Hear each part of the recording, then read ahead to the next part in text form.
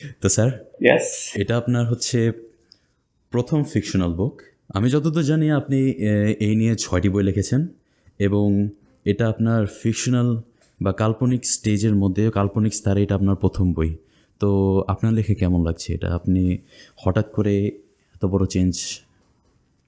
আমি লেখালেখির সঙ্গে ছোটখাটো কাজ করতাম, লেখালেখির অত বেশি জড়িত না, বাট লিখতে ভালো লাগতো।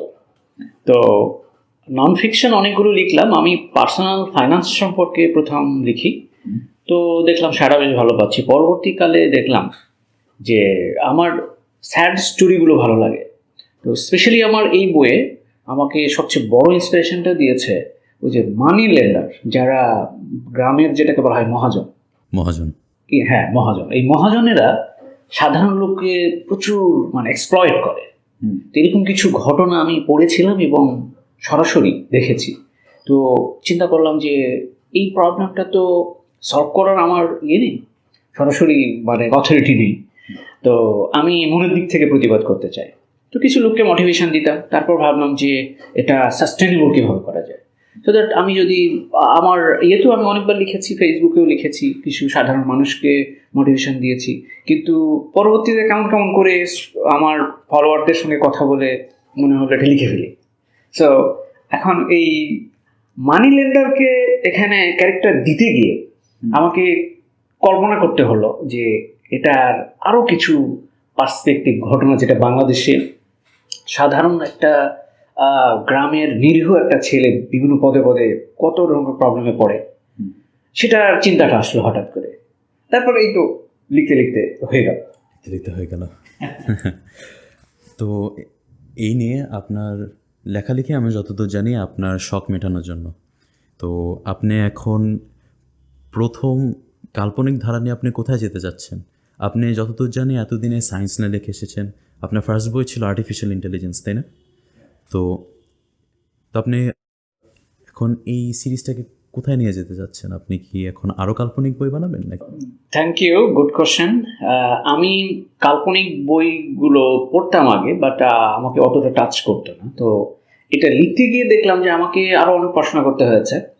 তো কাল্পনিক বই হলো আমাদের সাধারণ ঘটনাকে আমি তুলে ধরতে চাই। মানে কাল্পনিক মানে কমপ্লিটলি কাল্পনিক না, মানে ক্যারেক্টারগুলো কাল্পনিক, কিন্তু ঘটনা কিন্তু আমাদের সোসাইটিতে।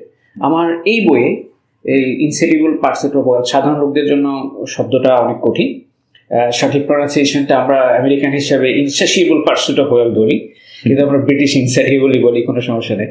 তো এই বইয়ে যে বিষয়টা হয়েছে, আমরা যে ঘটনাগুলো তুলে ধরেছি পদে পদে, মহাদি নামের এই ছেলেটা যে মানে থেকেছে বিভিন্ন জায়গায়, এটা কিন্তু সবই আমাদের সোসাইটির ঘটনা। অনেক ধরনের সুপার স্টেশন, তারপরে সাধারণ মানুষের একটা নিরীহ মানুষের উপর কীভাবে আচরণ, এর মধ্যে ভালো মানুষও আছে, ভালো মানুষের ঘটনাও তুলে ধরা হয়েছে। তার মানে কাল্পনিক মানে কমপ্লিটলি কাল্পনিক আমি লিখতে চাই না। আমি লিখতে চাই যে আমাদের সোসাইটিরই ঘটনা।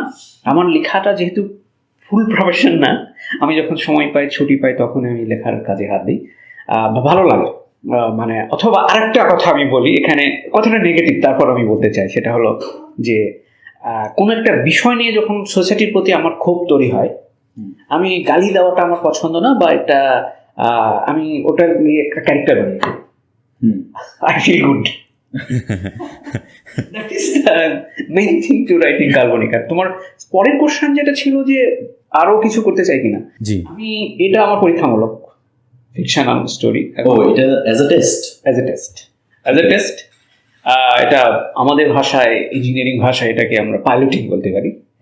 পাইলট প্রকল্প মানে শুরুতে প্রোটোটাইপ বানিয়ে ফেলেছি, দেন আমি কিছু বই ছাপাবো, ছাপিয়ে দেখবো মার্কেট যদি অ্যাবজর্ব করে, তাহলে আমি কমার্শিয়ালি অনেক বই ছাপাবো। দেন আমি চিন্তা করবো যে এটার সেকেন্ড ভার্সন, যে মহাদি পরে আর কি কি প্রবলেম সলভ করবে, তারপরে সোসাইটিতে কি কন্ট্রিবিউশন রাখবে। এর মাধ্যমে মানে বাংলাদেশের ঘটনাগুলোই কাল্পনিক চরিত্রের মাধ্যমে আমি তুলে ধরবো। This the thing. মানে কমপ্লিটলি সায়েন্স ফিকশন যেরকম হয়, এটাতে আমি খুব মজা পাই না। সায়েন্স ফিকশন যদিও খুব মজার, কিন্তু আমি মজা পাই না। আপনি ইঞ্জিনিয়ার, আপনি সায়েন্স ফিকশন মজা পান না? সায়েন্স ফিকশন অতটা মজা পাই না, মানে বাস্তবতার সঙ্গে আমি যেগুলো মিল আছে সেগুলো চিন্তা করি না, হ্যাঁ, এরকম অনেক এক্সাম্পল আছে। যেমন আমি নিজেই সায়েন্সের স্টুডেন্ট, বা আমার আশেপাশে অনেক ফ্রেন্ডই সায়েন্সের স্টুডেন্ট, কিন্তু তারা সায়েন্সের ধারা নিয়ে তাদের কোনো মানে মনটা বসে না। ইঞ্জিনিয়ার সায়েন্টিস্টদের একটা মূল একটা ফিলিংস ছিল যে তারা ফিলোসফি নিয়ে খুবই ভালোবাসে। তো আমি বইটা পড়েছি, আপনি আমাকে বইটা দিয়েছিলেন, আমি পুরোটা পড়েছি এবং আমি বাংলাদেশের বা আমাদের গ্রাম বাংলার যা যা চরিত্র, যা যা বা যাকে খোটা করে দেখে, ছোট করে দেখে, সব আমি বুঝেছি আপনি কিসের কথা বলছেন। এবং আমি যতদূর জানি আপনি বইটা লিখেছেন আপনার নিজের ইন্সপিরেশন নিয়ে, নিজের কয়েকটা লাইফ সিচুয়েশন নিয়ে। তো আপনার সাথে এই বইটা কতটা রিলেট করে মহাদি অ্যাজ এ ক্যারেক্টার? মহাদির নামটা আমি একটা এসইও ক্যারেক্টার হিসেবে নিয়েছি, বাট বাংলাদেশে বা গুগল সার্চ করলেও মাহাদি, মেহেদি, মহাদি নামে পাওয়া যাবে না। মহাদি আসবেন, এটা কমপ্লিটলি ইউনিক। আমি এটা ক্রিয়েট করেছি যেহেতু অ্যাজ এ ইনোভেটর আমি এই জায়গায় ছোট্ট ইনোভেশন দিয়েছি। আর সেকেন্ড পয়েন্টটা হলো এই বইয়ের কোনো ঘটনায় আমার লাইফের সঙ্গে রিলেট না, but I am the witness of the society. সোসাইটির ঘটনা, হ্যাঁ, যেমন ওই মানি লেন্ডারের ঘটনা যেটা ঘটেছে আমার পরিচিত গ্রামে এরকম বড় ধরনের ঘটনা ঘটেছে, যারা এরকম মহাজনী কারবার করতো, সাধারণ লোককে এক্সপ্লয়েট করে অনেক টাকা নিয়ে শেষ পর্যন্ত উনি এখন জেলে আছে। সে কে কে সে? যে মানে লেন্ডারিং করতো, মানে মানুষকে কম টাকা দিয়ে হাই ইন্টারেস্ট নিত, মানুষও ডিপ্রাইভ, পাশাপাশি সে নিজেও ক্ষতিগ্রস্ত হয়েছে। But this is not sustainable. এটা আমি প্রতিবাদ করার চেষ্টা করছিলাম, যেহেতু আমি অ্যাজ এ সোশ্যাল এন্টারপ্রেনার। সেক্ষেত্রে দেখলাম যে না, এটা খুব ক্রিটিক্যাল ইস্যু, এটা মূলে যেতে হবে, রুটে যেতে হবে। এই জন্য আমাদের শিক্ষিত সমাজকে একটু একটু করে যে ইনপুট দিতে পারি এই বইটার মাধ্যমে, এই বইটা যদি মানুষ গ্রহণ করে, আমার মনে হয় অনেকগুলো লার্নিং আছে। মানি লেন্ডার থেকে শুরু করে একজন বুলিং এর কথাও লেখা আছে, স্কুলগুলোতে কিন্তু বুলিং একটা বিগ ইস্যু। মহাদি নামের এই ছেলেটি কিন্তু স্কুলে বুলিং এর শিকার হয়েছে, স্কুল ছেড়ে দিয়েছে, এবং ওর একটা কিন্তু নাম দিয়েছিল গ্রামের লোকজন। সে কিন্তু সবসময় চিন্তা করতো, ওর ফেস দেখে বোঝা যাচ্ছে he has the something in his mind, সে কিছু একটা করতে চায়। সো তাকে নাডা নাম ডাকতো। আমি এটা চিন্তা করেছি, নাডা নামটা আমার পেয়েছি যে পলিমারাইজেশনের ক্ষেত্রে আবিষ্কর্তা, ক্যাটালিস্ট আবিষ্কার করেছিল পলিমারাইজেশন রিঅ্যাকশন, ওনার নাম জিগলান নাডা। তো আমি যখনই জিগলান নাডা বলতাম বিভিন্ন ক্ষেত্রে মানুষ হাসতো। তো ঠিক আছে, I can take this name. না, নাডা তো বাংলা গ্রাম বাংলার গালি। বাংলার গালি অনেকটা, হ্যাঁ, নাডা বললে চেতে যাইতো, কিন্তু সে নিরীহ ছিল। তো যাই হোক, ঘটনা কি আমি আস্তে আস্তে হয়তো আমরা ভিতরে ঢুকবো, বইয়ে বোঝা যাবে। সো মানে সোসাইটির ঘটনা যেটা আমি চাক্ষুষ প্রুফ অথবা বিভিন্নভাবে আমি আহত হয়েছি, বাট সেটাকে লিখে ফেললে আমি মনের দিক থেকে শান্তি পাই। এরকম আছে এনশিয়েন্ট ফিলোসফাররা, যেমন মার্কাস আরেলিয়াস বা সক্রেটিস, তারা তাদের নিজেদের যে ভিতরে যে রাগ, তাদের নিজেদের মানুষ যা খোটা দেয় বা নিজেদের ভিতরে যে কনফিউশনগুলো আসে, সেগুলো তারা বেশিরভাগ রাইটিং হিসাবেই প্রকাশ করছিল। কারণ রাইটিং, তারা যদি সেই লেখাটা একটা জায়গায় লেখে, সে তখন ওই ওই ওই জায়গার মধ্যেই অনেকগুলো প্রবলেম সলভ হয়ে যায়। তারা যেটা বলেছে, তাদের মাথার মস্তিষ্কের মধ্যে যত অগোছানো আছে খাতার মধ্যে সাজায় লিখলে তখনই অনেকটা রাগ মিটে যায়। এবং আমি এটা শিখেছি কিছুদিন আগে, যে রাগ করায় তার বেশি একটা দোষ নেই, দোষ হচ্ছে যে রাগ করে। কারণ যে রাগ করেছে সে বেশি একটা ক্ষতি করতে পারবে না, কিন্তু যে রাগ করছে সে অনেক ক্ষতি করে ফেলতে পারে। Despite his tragic life, Mohdi was a teenager with dreams as vast as the night sky. However, he was trapped by the chains of poverty and illiteracy in a village overshadowed by superstition and lack of education. Despite these challenges, Mohdi was different from other children. He possessed an unwavering ambition and a burning desire to escape poverty and change his family's faith. One day, he saw a rich man in the village. The man was guest of the village chairman. He wore valuable clothes and arrived in a nice car, accompanied by a stern bodyguard. Seeing this wealthy man, Mohdi's dream of attaining richness intensified. He always imagined himself as a prosperous person. এখন আমি একটা বই পড়েছিলাম, আমার friend পড়েছিল, সে আমাকে এই লাইনটা বলেছে, যেটা হচ্ছে বইয়ের নাম হচ্ছে the psychology of money. Psychology of money, হ্যাঁ, পড়েছেন? এরকম একটা লাইন লেখা ছিল যে আমরা যখন একটা মানুষকে কোনো একটা বড় গাড়ি, এক্সপেন্সিভ ক্লোথসে দেখি, আমরা চিন্তা করি আমরা ওই মানুষের জায়গায় আছি, আমরা চিন্তা করি না আমরা ওই মানুষ পর্যন্ত কীভাবে যেতে পারবো। তো এটা একটা কমন সাইকোলজিক্যাল ফ্যাক্ট। তো আপনার এটা স্ট্যান্স কি, আমাদের মধ্যে এই থিঙ্কিংটা কেন আসে? আমরা কেন চিন্তা করি যে আমরা মানুষের জায়গায় থেকে গাড়িটা চালাবো, কিন্তু মানুষ যেই পর্যায়ে এসেছে সেই পর্যায়ে পর্যন্ত আমাদের যাওয়ার ইচ্ছাটা জাগে না, তা কেন?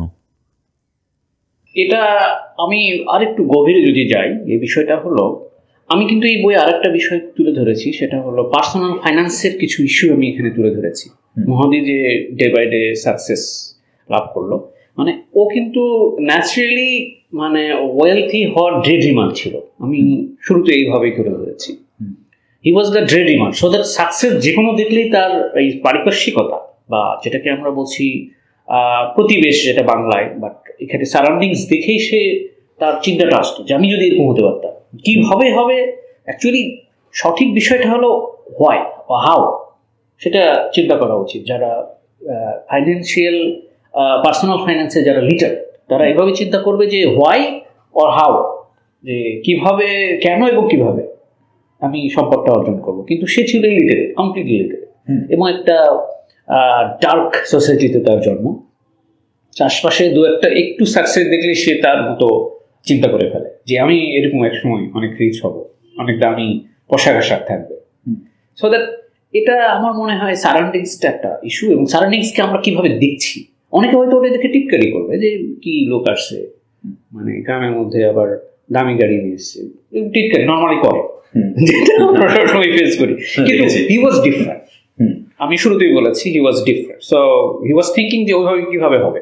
অনেকে দেখো একই বিষয়কে কেউ টিটকারি করবে, কেউ ওখান থেকে লার্ন করবে, এখন এটা ইট ডিপেন্ডস অন মানে পার্সন টু পার্সন। কিন্তু আমাদের উচিত যে, বা মানে বার্নিং ডিজায়ার একটা বইয়ের মূল মেসেজটা আমি পড়েছিলাম, থিঙ্ক অ্যান্ড গ্রো রিচ। আমার জানা ওয়ার্ল্ডের সেরা বুক এটা, তোমার মতো কিন্তু এর চেয়ে ভালো ভালো বই আছে। থিঙ্ক অ্যান্ড গ্রো রিচ, এটা পার্সোনাল ফাইন্যান্সের সেরা বই পৃথিবীতে। তো এখানে একটা কথা বলা ছিল যে মানুষ রিচ হইতে গেলে প্রথমেই যে বিষয়টা জানতে হবে, চিন্তা করতে পারতে হবে, মনের মধ্যে এটা নিয়ে আসবে। কিন্তু এই চিন্তাটা এখন কোশ্চেন হলো হাউ ইউ থিঙ্ক।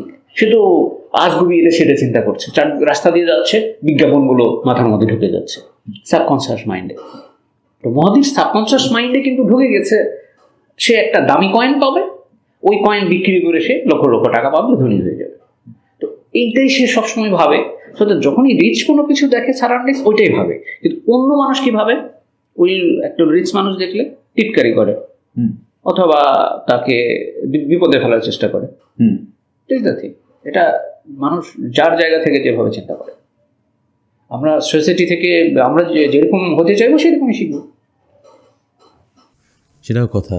আপনার পার্সোনাল ফাইন্যান্সে সাকসেস আনার জন্য নিজের প্রতি আগে ইচ্ছা আনা লাগবে।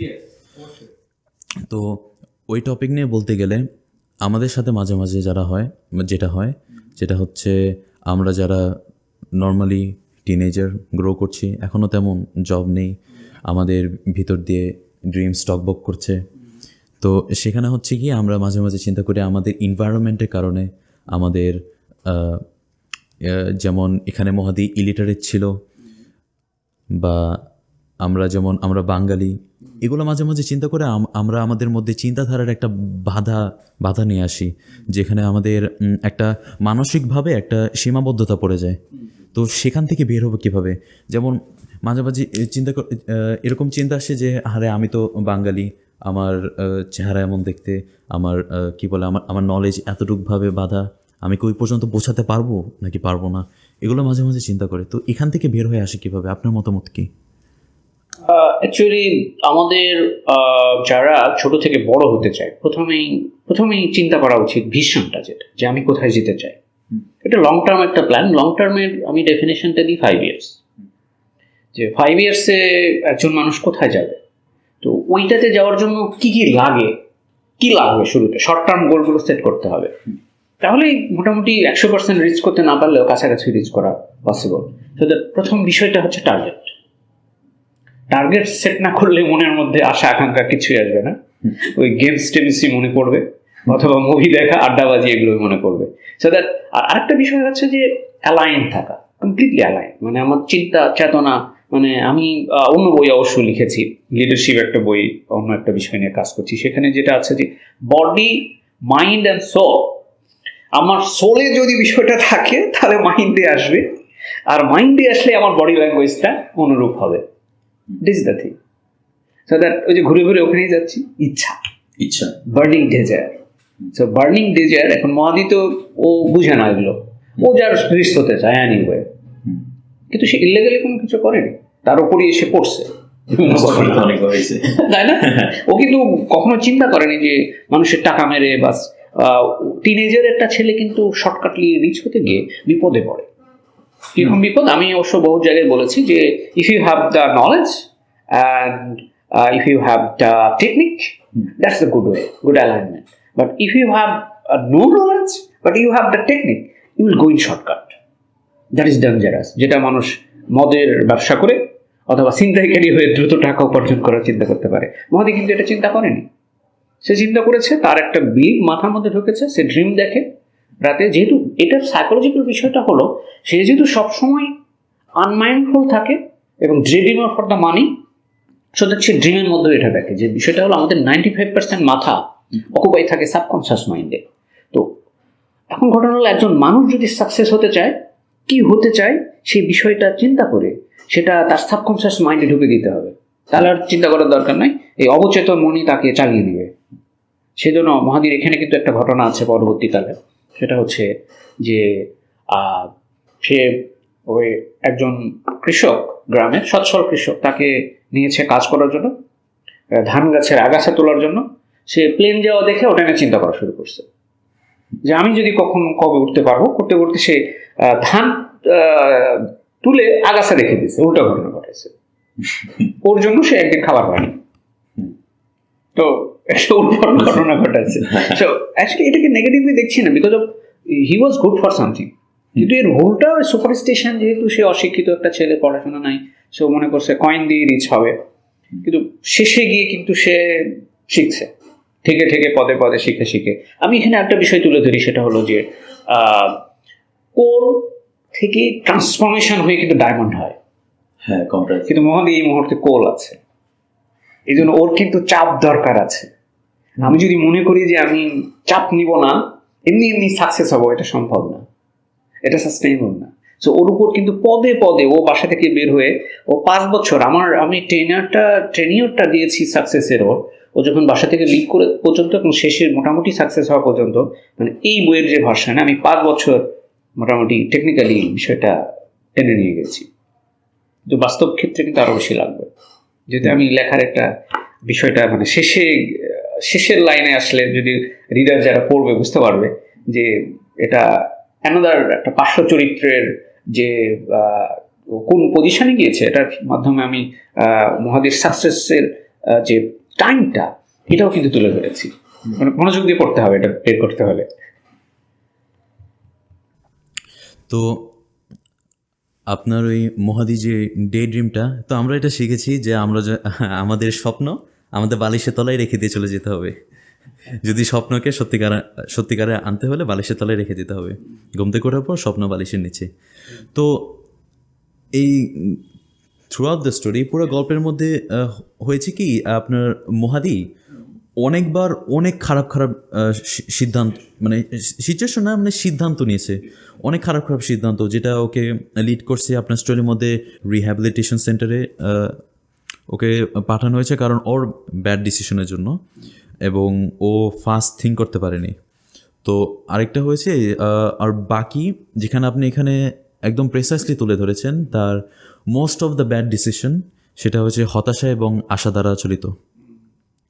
তো এটা খালি আমাদেরও না, আমাদের সবারই হতাশা বা আশা দ্বারা অনেক কাজ করে ফেলায়, যেটা ভবিষ্যতে অনেক বড়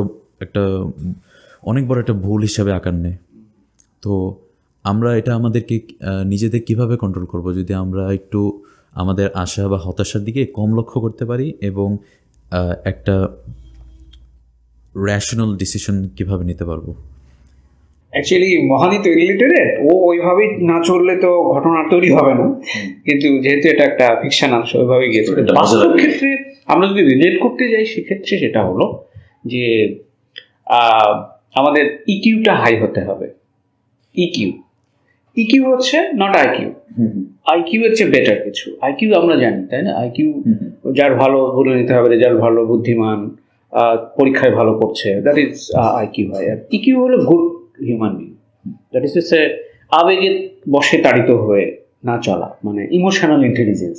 I have to be literate to my emotions, মানে মনে যা আসলো তাই বললাম তাই করলাম, not that. You have to know myself, then I have to know the society, according to this I have to behave. তো এই জায়গায় লিটারেট হলে এই লার্নিংগুলো স্কুলগুলো, ভালো স্কুল, ওয়ার্ল্ডের বেস্ট স্কুলগুলোতে দেওয়া হয়, প্যাশন খুঁজে বের করা হয় তাদের। কিন্তু আমাদের দেশে তো হ্যান্ড টু মাউথ অবস্থা, মানে এখানে মাসলোস লটা অ্যাপ্লিকেবল। মাসলোস ল অফ হায়ারার্কি বিষয় হলো যে আমাদের 5টা স্টেজ এখানে আছে, যে আমাদের প্রথমে আমরা চিন্তা করি যে থাকার এবং খাওয়া হলেই হ্যাপি। কিছু লোক আসতে আছে আমাদের স্টুডেন্টদের ক্ষেত্রে এরকম যে মোটামুটি স্কুলে পাশ করি তাহলে গার্ডিয়ান হ্যাপি, আর কিছু ভাবার দরকার নেই। কিন্তু অনেক কিছু জানতে হয়, ভালো স্কুল এগুলো সে শেখায়। কিন্তু বাংলাদেশের ক্ষেত্রে নিজেরাই দায়িত্ব নিয়ে শিখতে হবে, কারণ ওই মানের স্কুল বাংলাদেশে হতে আরো অনেক সময় লাগবে। হয়তো আছে, আমরা জানি না, কিছু হয়তো আছে, থাকতে পারে ওগুলা। তাই তো তাহলে সামারিটা দাঁড়ালো তোমার কোশ্চেনের যে আনসারটা, এটা হলো we have to be literate to our EQ. তো আপনার এই কথাটা আমাদের স্টোইসিজম ফিলোসফির মধ্যে অনেকটা অ্যালাইন করে। যেমন স্টোইসিজম আমাদের শেখায়, আমি যতদূর শিখেছি সেটা হচ্ছে আপনার নিজের ফিলিংসের উপর বেশি আকাঙ্ক্ষা দিতে নেই, আপনার যেটা প্ল্যান করেছেন সেটাই করা উচিত। কারণ আমাদের ফিলিং যে কোনো সময় রাইজ করতে পারে, এবং পুরো দুনিয়ার মধ্যে যত ক্রাইম রেট যত রাইজ করেছে সেটা হচ্ছে তাদের ফিলিংস কন্ট্রোল করতে পারেনি। হঠাৎ করে একটা ফিলিংস রাইজ হয়ে গিয়েছে, এবং তাদের অ্যাকশনটা নিতেই হবে যতক্ষণ পর্যন্ত তাদের মাইন্ডটা স্টেবল না হচ্ছে। অনেক বড় বড় ক্রাইম হয় যে এটার জন্য। তো এটা হচ্ছে যে আপনি বলছেন এটা তাদের হচ্ছে ইকিউর ল্যাকিংস। লিটারেট হতে হবে, মানে ইমোশনটাকে কন্ট্রোল করা। মানে এটা দিয়ে কনফ্লিক্ট তৈরি হচ্ছে সোসাইটিতে, স্পেশালি স্কুল গোয়িং টিমদের মূলত এটাই প্রবলেম, যেটা একদম বাচ্চাকাল থেকে শেখা। হঠাৎ করে একদম 13-14 ইয়ার্সের একটা ছেলেকে আমরা যদি কন্ট্রোল করতে যাই, that will be problem, because they are born হওয়ার পরে ওরা টেকনোলজি ইউজ করছে। কিন্তু প্যারেন্টসরা তো এক্ষেত্রে এক্স জেনারেশনের, মানে পুরো পৃথিবী থেকে আমরা 4টা জেনারেশনে বিভক্ত করি। একটা হচ্ছে বেবি বুমার্স, যেটা after second world war, then next generation, তারপর ওয়াই জেনারেশন, তারপর জেড জেনারেশন, আর পোস্ট জেড জেনারেশন বর্তমান 2000-এর পরে বা টিনেজ যারা আছে। আমরা এখন কোথায় আছি? আমরা 2000-এর পরে যাদের জন্ম এরা হচ্ছে post millennials. So post millennials টেকনোলজিতে অনেক অ্যাডভান্স, এবং ওরা প্যারেন্টসের চেয়ে টেকনোলজিতে বেশি লিটারেট, সব প্যারেন্টসের কথা শুনবে না। মিনিমাম কোন বয়সীকে টেকনোলজি দেওয়া উচিত? টেকনোলজি থাকবে, টেকনোলজি ফলটা হলো যে আমাদের সারাউন্ডিংসের। তো বাবা মা জানে না তাহলে কাউন্সিলর থাকবে, হ্যাঁ, স্কুলে বোর্ড কাউন্সিলর থাকবে। সো এটা মূলত বাবা মা প্লাস স্কুল। বাবা মা যেখানে ল্যাকিং আছে সেখানে স্কুলকে দায়িত্ব দিবে, আর যেখানে তারা first school is the family, second school is the actual learning, যেটা আমরা পড়ালেখা করি সেই স্কুল। সো দুটো স্কুল কম্বাইনলি এখানে কাজ করবে। প্যারেন্টস যখন এখানে অবগত না, তাহলে এখানে কাউন্সিলর আছে স্কুলে, ভালো স্কুলে এটাই করে, বিদেশে বা অনেক দেশেই এটা করে, প্যাশন নিয়ে কাজ করে। প্যাশন খুঁজে বের করতে পারলে একটা ছেলে, টিনেজের একটা ছেলে, ওর লাইন কিন্তু সে পেয়ে যাচ্ছে, he will think all at that one. তো মহাদি একমাত্র এই স্টোরিতে সে কিন্তু প্যাশনেবল ফর দ্য ওয়েলথ, যদিও তার কাজগুলো, ডিসিশনগুলো ডেঞ্জারাস, ভয়ঙ্কর। যে ওর মায়ের মুরগি বিক্রি করে সে ওই কবিরাজের কাছে নিয়ে নিয়েছে, কবিরাজ নাকি ছাগলও তো বিক্রি করছে, বিক্রি করে তো বাসা থেকে চলে গেছে। এগুলো তো ডেঞ্জারাস ডিসিশন, কিন্তু সে ফ্যামিলি থেকে তো শিখছে না। ওর মা তার নিজেই হ্যান্ড টু মাউথ অবস্থা, খুবই অভাবী, মানুষের বাড়িতে কাজ করে, আর এনজিও থেকে টাকা নিয়ে কিছু ওই গরু ছাগল মুরগি পালে, ওগুলো দিয়ে সে বড় করবে, কিন্তু সে বিক্রি করে বিপদে ফেলে চলে গেছে। মহাদির ছোট বোন তো অসুস্থ ছিল, she is not মানে নর্মাল না, প্রতিবন্ধী, হাঁটতে মুখে ইয়ে নেই, হাঁটতে পারে না। তো আরো ডেঞ্জারাস ঘটনা আছে। আমরা ঘটনা যদি এক্সপ্লেইন করি, মানে প্রথম চ্যাপ্টারেই আমরা যেটা তুলে ধরেছি যে ওদের পারিপার্শ্বিক অবস্থা এবং আশপাশের সারাউন্ডিংসটা কিভাবে নিয়েছে। মানে এক্ষেত্রে বিষয়টা ধরে দেওয়া হয়েছে যে চাঁদের আলো হয়তো ওদের বিল্ডিং এর ভাঙ্গা দিয়ে ঢুকে, কিন্তু ওদের মনে কিন্তু আলো ঢুকে না, বিকজ দে আর ইলিটারেট। পুরো আশপাশে সবাই ইলিটারেট।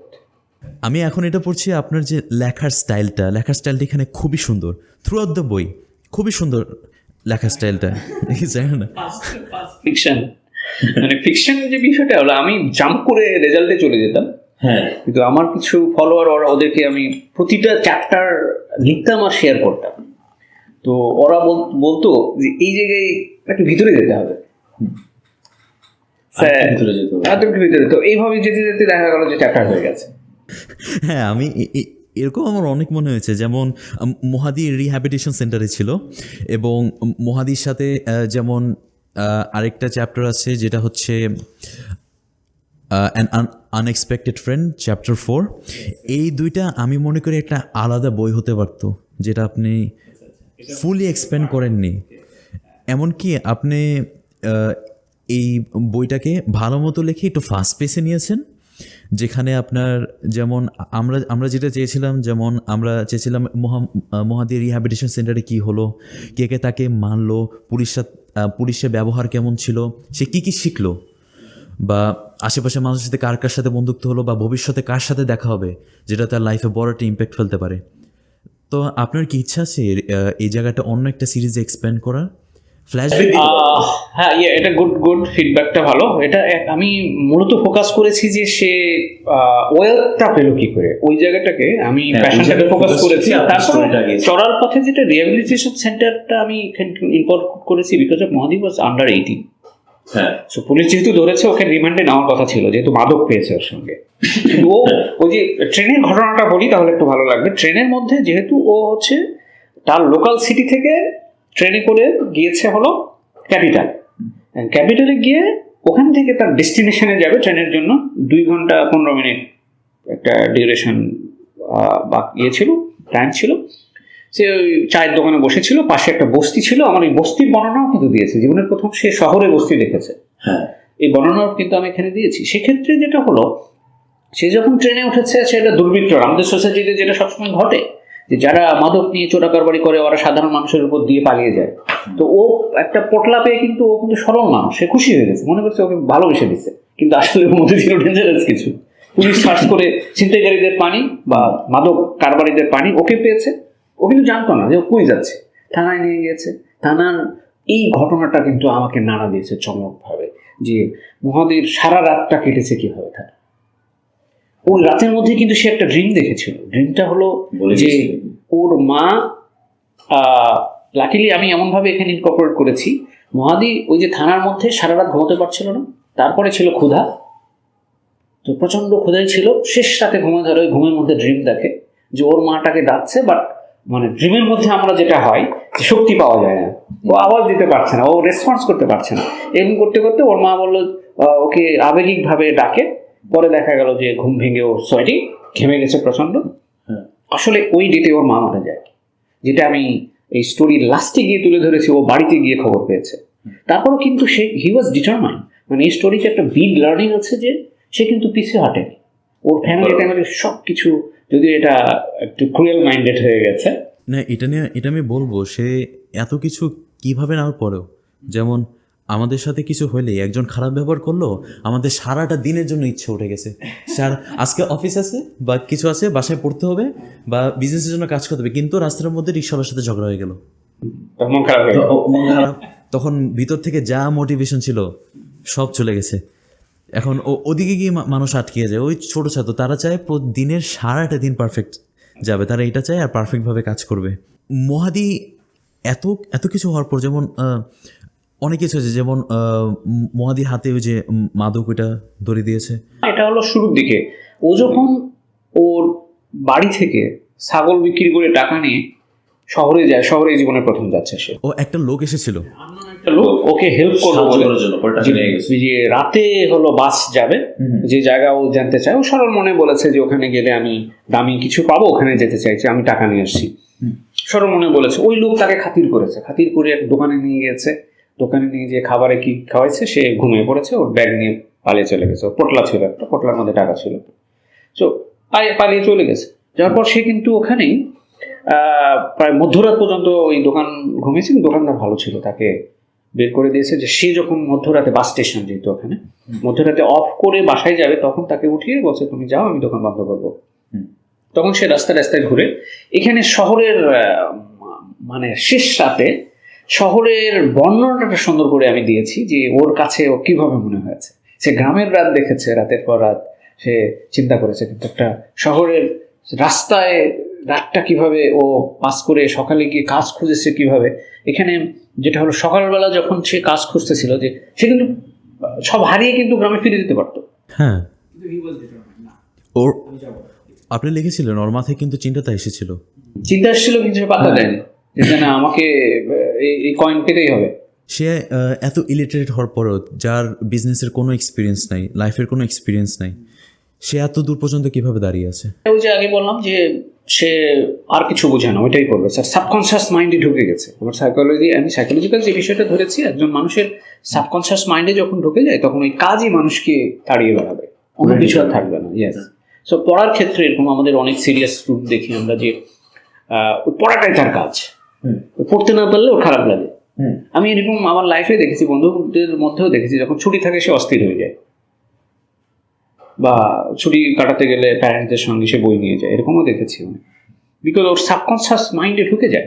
আমরা যত চিন্তা করি, দিনে আমরা চিন্তা করি, এখানে যে অন্য কথা বিষয় চলে আসতেছে, আমরা 60,000 চিন্তা করি।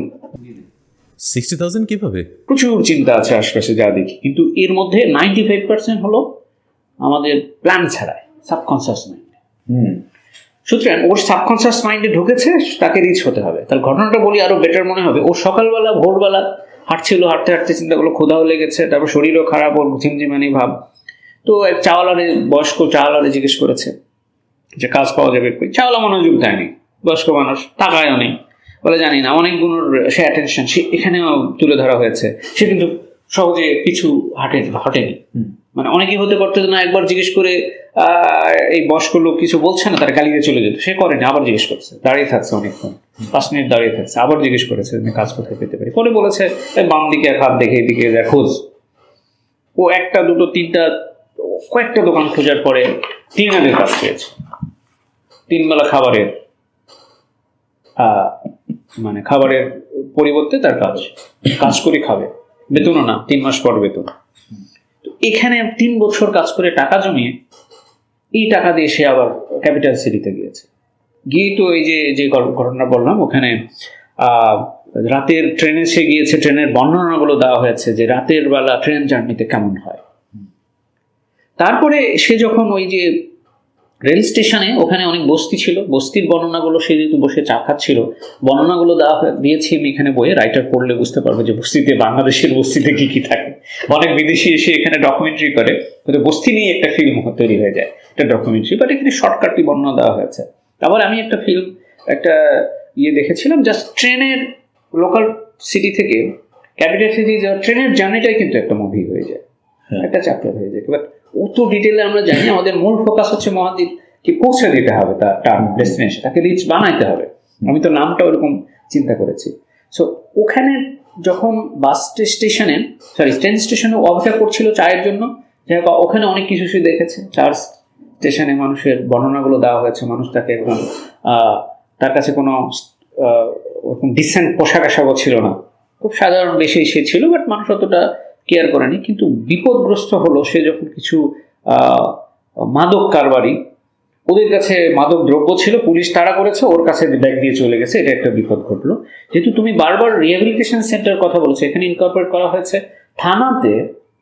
এটা সরি ফর দ্য মানে বাংলাদেশি পুলিশ, মানে সব পুলিশ খারাপ এটা না। থানাতে যেটা হয় যে 5 বিচার ছাড়া একজন মানুষকে করা হয়। ওকে পুলিশ চিন্তা করতে পারতো, আমাদের দেশেই যেটা করে, যে পুলিশদের এই ক্রিটিক্যাল নলেজ থাকা উচিত যে আসলে সে কি নিরীহ না সে মাদক কারবারি। তাকে কিন্তু রীতিমতো প্রসেসের মাধ্যমে তাকে রিহ্যাবিলিটেশন সেন্টারে মানে নেওয়া হয়েছিল, আদালত কিন্তু জ্ঞানী, মাননীয় আদালত, বিজ্ঞ আদালত যাই বলি, তাকে কিন্তু রিহ্যাবিলিটেশন সেন্টার পাঠাচ্ছে, তাকে কিন্তু রিমান্ডে দেওয়ার আমাদের দেয়নি। ওখানে গিয়ে টেস্ট করে দেখা গেল তাকে সাইকোলজিক্যাল পরীক্ষা বা ড্রপ টেস্ট সব কিছু করে দেখা গেল সে কোনো মাদকও নেয় না, মাদকের কারবারেও বুঝে না, সে সে ওই কয়েন চায়। পরে দেখা গেল 3 মাস ওখানে প্রশিক্ষণ দেওয়া হচ্ছে যে ওকে রান্নার বিষয়ে তার, যেহেতু ওই যে হোটেলে ক্লিনারের কাজ করেছে, সে হাঁড়িবাতির নামধাম মশলাপাতির কয়েকটা নামধাম জানতো। মানে এখানে একটা বিষয় তুলে ধরি যে একজন মানুষ যে ইনকাম করতে চায় সে কোন লাইনে যাবে, যে লাইনে তার কিছু জানাশোনা আছে। সে যেহেতু ওখানে হোটেলে ক্লিনারের কাজ করেছে তো অবশ্যই রান্নার নামটাম বা কিছু কিছু জানছে। তো এখানে কিন্তু ফর্মাল প্রশিক্ষণ পেয়েছে এই যে রিহ্যাবিলিটেশন সেন্টারে 3 মাসে। এই প্রশিক্ষণ পেয়ে বের হয়ে সে কিন্তু কাজ খুঁজতেছিল, কিন্তু তার চিন্তাটা কিন্তু শুভ কমপ্লিটলি অ্যালাইন ছিল। অ্যালাইন মানে সে কিন্তু ওখানে গিয়ে তার বয়সে অনেকে কিন্তু ওই সিএনজির কি হয়, সিএনজির বা স্কুটার না কি বলে এটাকে, এগুলোর হেল্পার হয় বা বাসের হেল্পার হয়, অথবা আরো অনেক রিক্সা চালক হয়, এরকম হয়। কিন্তু সে যায়নি, সে এই রান্না বিষয়ের কিন্তু কাজ খুঁজেছে। খুঁজতে খুঁজতে খুব ছোটখাটো একটা ফাস্টফুডের দোকানে ক্লিনারের কাজ পেয়েছে, কিন্তু তার থাকার জায়গা ছিল না। ফলে সে বস্তিতে থাকে। এই টার্নিং পয়েন্ট ইজ হিয়ার। এখানে খারাপ মানুষের ভিড়ে তার বয়সে একটা ছেলের সঙ্গে পরিচয় হয়। ওকে সবাই মানে কি বলবো ছোট আকারে দেখতো, তার কথা শুনতো না, কিন্তু এই ছেলেটা ওর যে বন্ধু হয়েছে তার কথা শুনেছিল মন দিয়ে। এখানে একটা লার্নিং এর বিষয় আছে যে মানুষকে বলতে দিতে হয়। মানুষ যখন এক্সপ্রেস করতে পারে, যে শুনে তার কাছে কিন্তু আস্থা পায়, ট্রাস্ট। না, আমরা চাই আমরা সব কথা বলবো। যদিও আমি এখানে বলছি, আমি কিন্তু উপন্যাস তুলে ধরছি। তো আপনার এখানে হয়েছে যে মহাদি সে অনেক ভালো একটা তার কুকিং, তার দক্ষতা, মেন দক্ষতা ছিল কুকিং। হ্যাঁ, তখন দক্ষ হয়নি, বাট তার কিছুটা জানা। হ্যাঁ, আর আমি যখন এটা পড়েছি আমি পুরাই সারপ্রাইজড যে হ্যাঁ, প্রথমত লিখেছেন ইঞ্জিনিয়ার, দ্বিতীয়ত কয়েনের জন্য একদম পুরো বিজনেস মাইন্ডে, আর তার দক্ষতা হচ্ছে কুকিং। তো আমার এই প্রশ্নটা যাচ্ছে যে আপনি কি ভালো রান্না করেন? আমার মনে হয় আমার লাইফে প্রথম যেদিন ডিম ভাজছিলাম, এখন ইউনিভার্সিটি হলে তখন উঠি নাই, ক্লাস শুরু হয় নাই, তো বউ আসে নাই, তো সঙ্গে ছিল। তো আমার পাশে থেকে শাহিন নামের এক ভদ্রলোক, উনি একটা ইয়েতে কাজ করেন, উনি বলে আমি তোমার ডিম তো চেনা যায় না। আমি বললাম ভাই আমার ডিম না তো, মুরগির ডিম। আপনার ডিম রং কি ছিল? কালো হয়ে গেছিল পুরো। আমি গুরুত্ব দিয়েছি যে তাকে এই কাজটা একটু কঠিন। হ্যাঁ, এই প্যাশনেবল ছাড়া, মানে কুকিং এর বিষয় হলো গরম বেশি রান্নাঘরে, তারপরে এগুলো ধৈর্যের বিষয় আছে। আমি লেবু কাটতে পারি না। হ্যাঁ, লেবু কাটতে তো বিষয় না, বিষয়টা হলো যে পরিমাণ মতো মিশিয়ে রান্না করা। আমাদের ল্যাবের বিষয়টা একটা সুলতান অবশ্য ধারণা আছে যে এটাও কুকিং, এক ধরনের কুকিং। আমাদের ইউনিভার্সিটিতে একজন প্রফেসর উনি বলতেন যে এই বিষয়ে বলতেন যে এটা রান্না, একটা কেমিক্যাল আর একটা কেমিক্যাল মিশাচ্ছি, কিছু একটা হচ্ছে, it is just like cooking. Cooking expert না হলে ল্যাবে এক্সপার্ট হতে পারে। বিষয়টা হলো কুকিং জানলেই যে ইঞ্জিনিয়ার মানে যে কুকিং জানবে বা জানবে অন্য ভিন্ন ইস্যু। বাট আমি ফোকাস করেছি যে বাংলাদেশে এরকম ঘটনা আছে। আমার একটা স্যার বলে cooking is all about ratio maintain করতে হয়। পরিমাণ কেমিস্ট্রিতেও রেশিও মেনটেন করতে হয়। Mohadi, refusing to be disheartened, continued his quest. He moved from one hotel to another, repeating his story with unwavering determination. Although met with skepticism and disbelief at every turn, he kept trying, refusing to let the rejection to deter him. তো এখানে মহাদি একদম sure ছিল, desperate ছিল যে হ্যাঁ আমার এটাই করতে হবে। কিন্তু আমরা আমাদের জীবনে আমরা অনেক সময় হারিয়ে যাই, স্পেশালি আমি নিজেই। আর আমাদের এখনকার কালে আমাদের যেটা মেইন গাইড, ওটা একটা আসল ফিজিক্যাল মানুষের জায়গায় ইন্টারনেট দ্বারা হয়ে গেছে। আমরা যখনই যেটা প্রশ্ন ওঠে সাথে সাথে ইন্টারনেট, এমনকি সাইকোলজিক্যাল প্রশ্নগুলো যেগুলা I don't think internet is the best. তো এরকম অনেক জীবনে আমাদের গাইড নেই। যেমন মহাদিরও গাইড ছিল না, মহাদির সাথে মহাদির বাবা ছিল না, মা তো দূরের কথা, মা তো গ্রামেই ছিল, এরকম আমাদের আমরা যারা ছেলে তাদের অনেক সময় আমাদের প্রপার গাইড থাকে না, প্রপার টিচার থাকে না। এখানে আমি রিলেট করি আগে আমার এই গল্পে আমি একটা বিষয় তুলে ধরেছি যে নট ডিস্ট্রাকশন। মোহানি কিন্তু একটা কাজই খুঁজেছে সবসময়, কুকি বা ঘটনাচক্রে পড়ে গেছে। সো অন্যদেরও সেটা হচ্ছে যে যদি প্রচন্ড রকমের বার্নিং ডেজার থাকে এবং অ্যালাইন থাকে, অ্যালাইন মানে একই ধরনের, মানে বিষয়টা হলো ডিস্ট্রাকশনটা বোঝায় যে একটা ওয়ালটা ফুটে করে ওই পারে যেতে পারলে সাকসেস। যদি এটা একটা প্রজেক্ট হয়, এখন যদি আমি এটা করি যে 5 মিনিট এই জায়গায় গর্ত করলাম, না এটা পাওয়া যাবে না, শক্ত মাটি। 5 মিনিট পর আরেক জায়গায়, 10 মিনিট পর আরেক জায়গায়, 2 ঘন্টা পর দেখা গেল কিছুই হলো না, বিভিন্ন জায়গায় ছোট ছোট গর্ত হলো, মেন ওয়াল পাস করে যেতে পারলাম না। একই জায়গায় যদি আমি কাটতে থাকি ওয়ালটা, সহজেই ফুটা হয়ে যাবে, ওয়ালের মানে ভেদ করে আমি ওই পারে যেতে পারবো। তো লাইফের ক্ষেত্রে এটাই, আমরা 1 মাস এক কাজ, 2 মাস আর এক কাজ, 3 মাস আর এক কাজ যদি এভাবে করি তাহলে এটা, বা আমরা তুমি যেটা ফোকাস করলে যে আমরা প্রবলেমে যখন পড়ি সবসময় গুগল সার্চ করি, গুগল সার্চটাও হতে পারে, এটাও কিন্তু খারাপ না, মানে বিভিন্ন ক্ষেত্রে প্রবলেম পাওয়া যায়। প্রথমে ব্রেন দিয়ে সেন্স দিয়ে চিন্তা করতে হবে, হোয়াট ক্যান ইউ ডু। মানে এই ধরনের আমার একটা বড় অ্যাচিভমেন্ট ছিল। আমি যখন প্রথম চাকরি করতে গিয়েছিলাম, ওখানে দেখা গেল যে আমি মোটামুটি জয়েন করি প্রোডাকশন ইঞ্জিনিয়ার। তো প্রোডাকশন ইঞ্জিনিয়ার কিন্তু ইঞ্জিনিয়ারদের ক্ষেত্রে মিড লেভেলে, মানে জুনিয়র ইঞ্জিনিয়ার কিছু থাকে, এক্ষেত্রে যাকে বলা হয় ডিপ্লোমা বা আরও টেকনিক্যাল মিস্ত্রি টিস্ট্রি এই জাতীয় লেভেলের পরে মানে প্রোডাকশন ইঞ্জিনিয়ার, তারপরে ইঞ্জিনিয়ারিং আরও senior production engineer, engineer manager, বা তারপরে ডিরেক্টর বা অন্যান্য বিষয়গুলো আসে, টেকনিক্যাল ডিরেক্টর।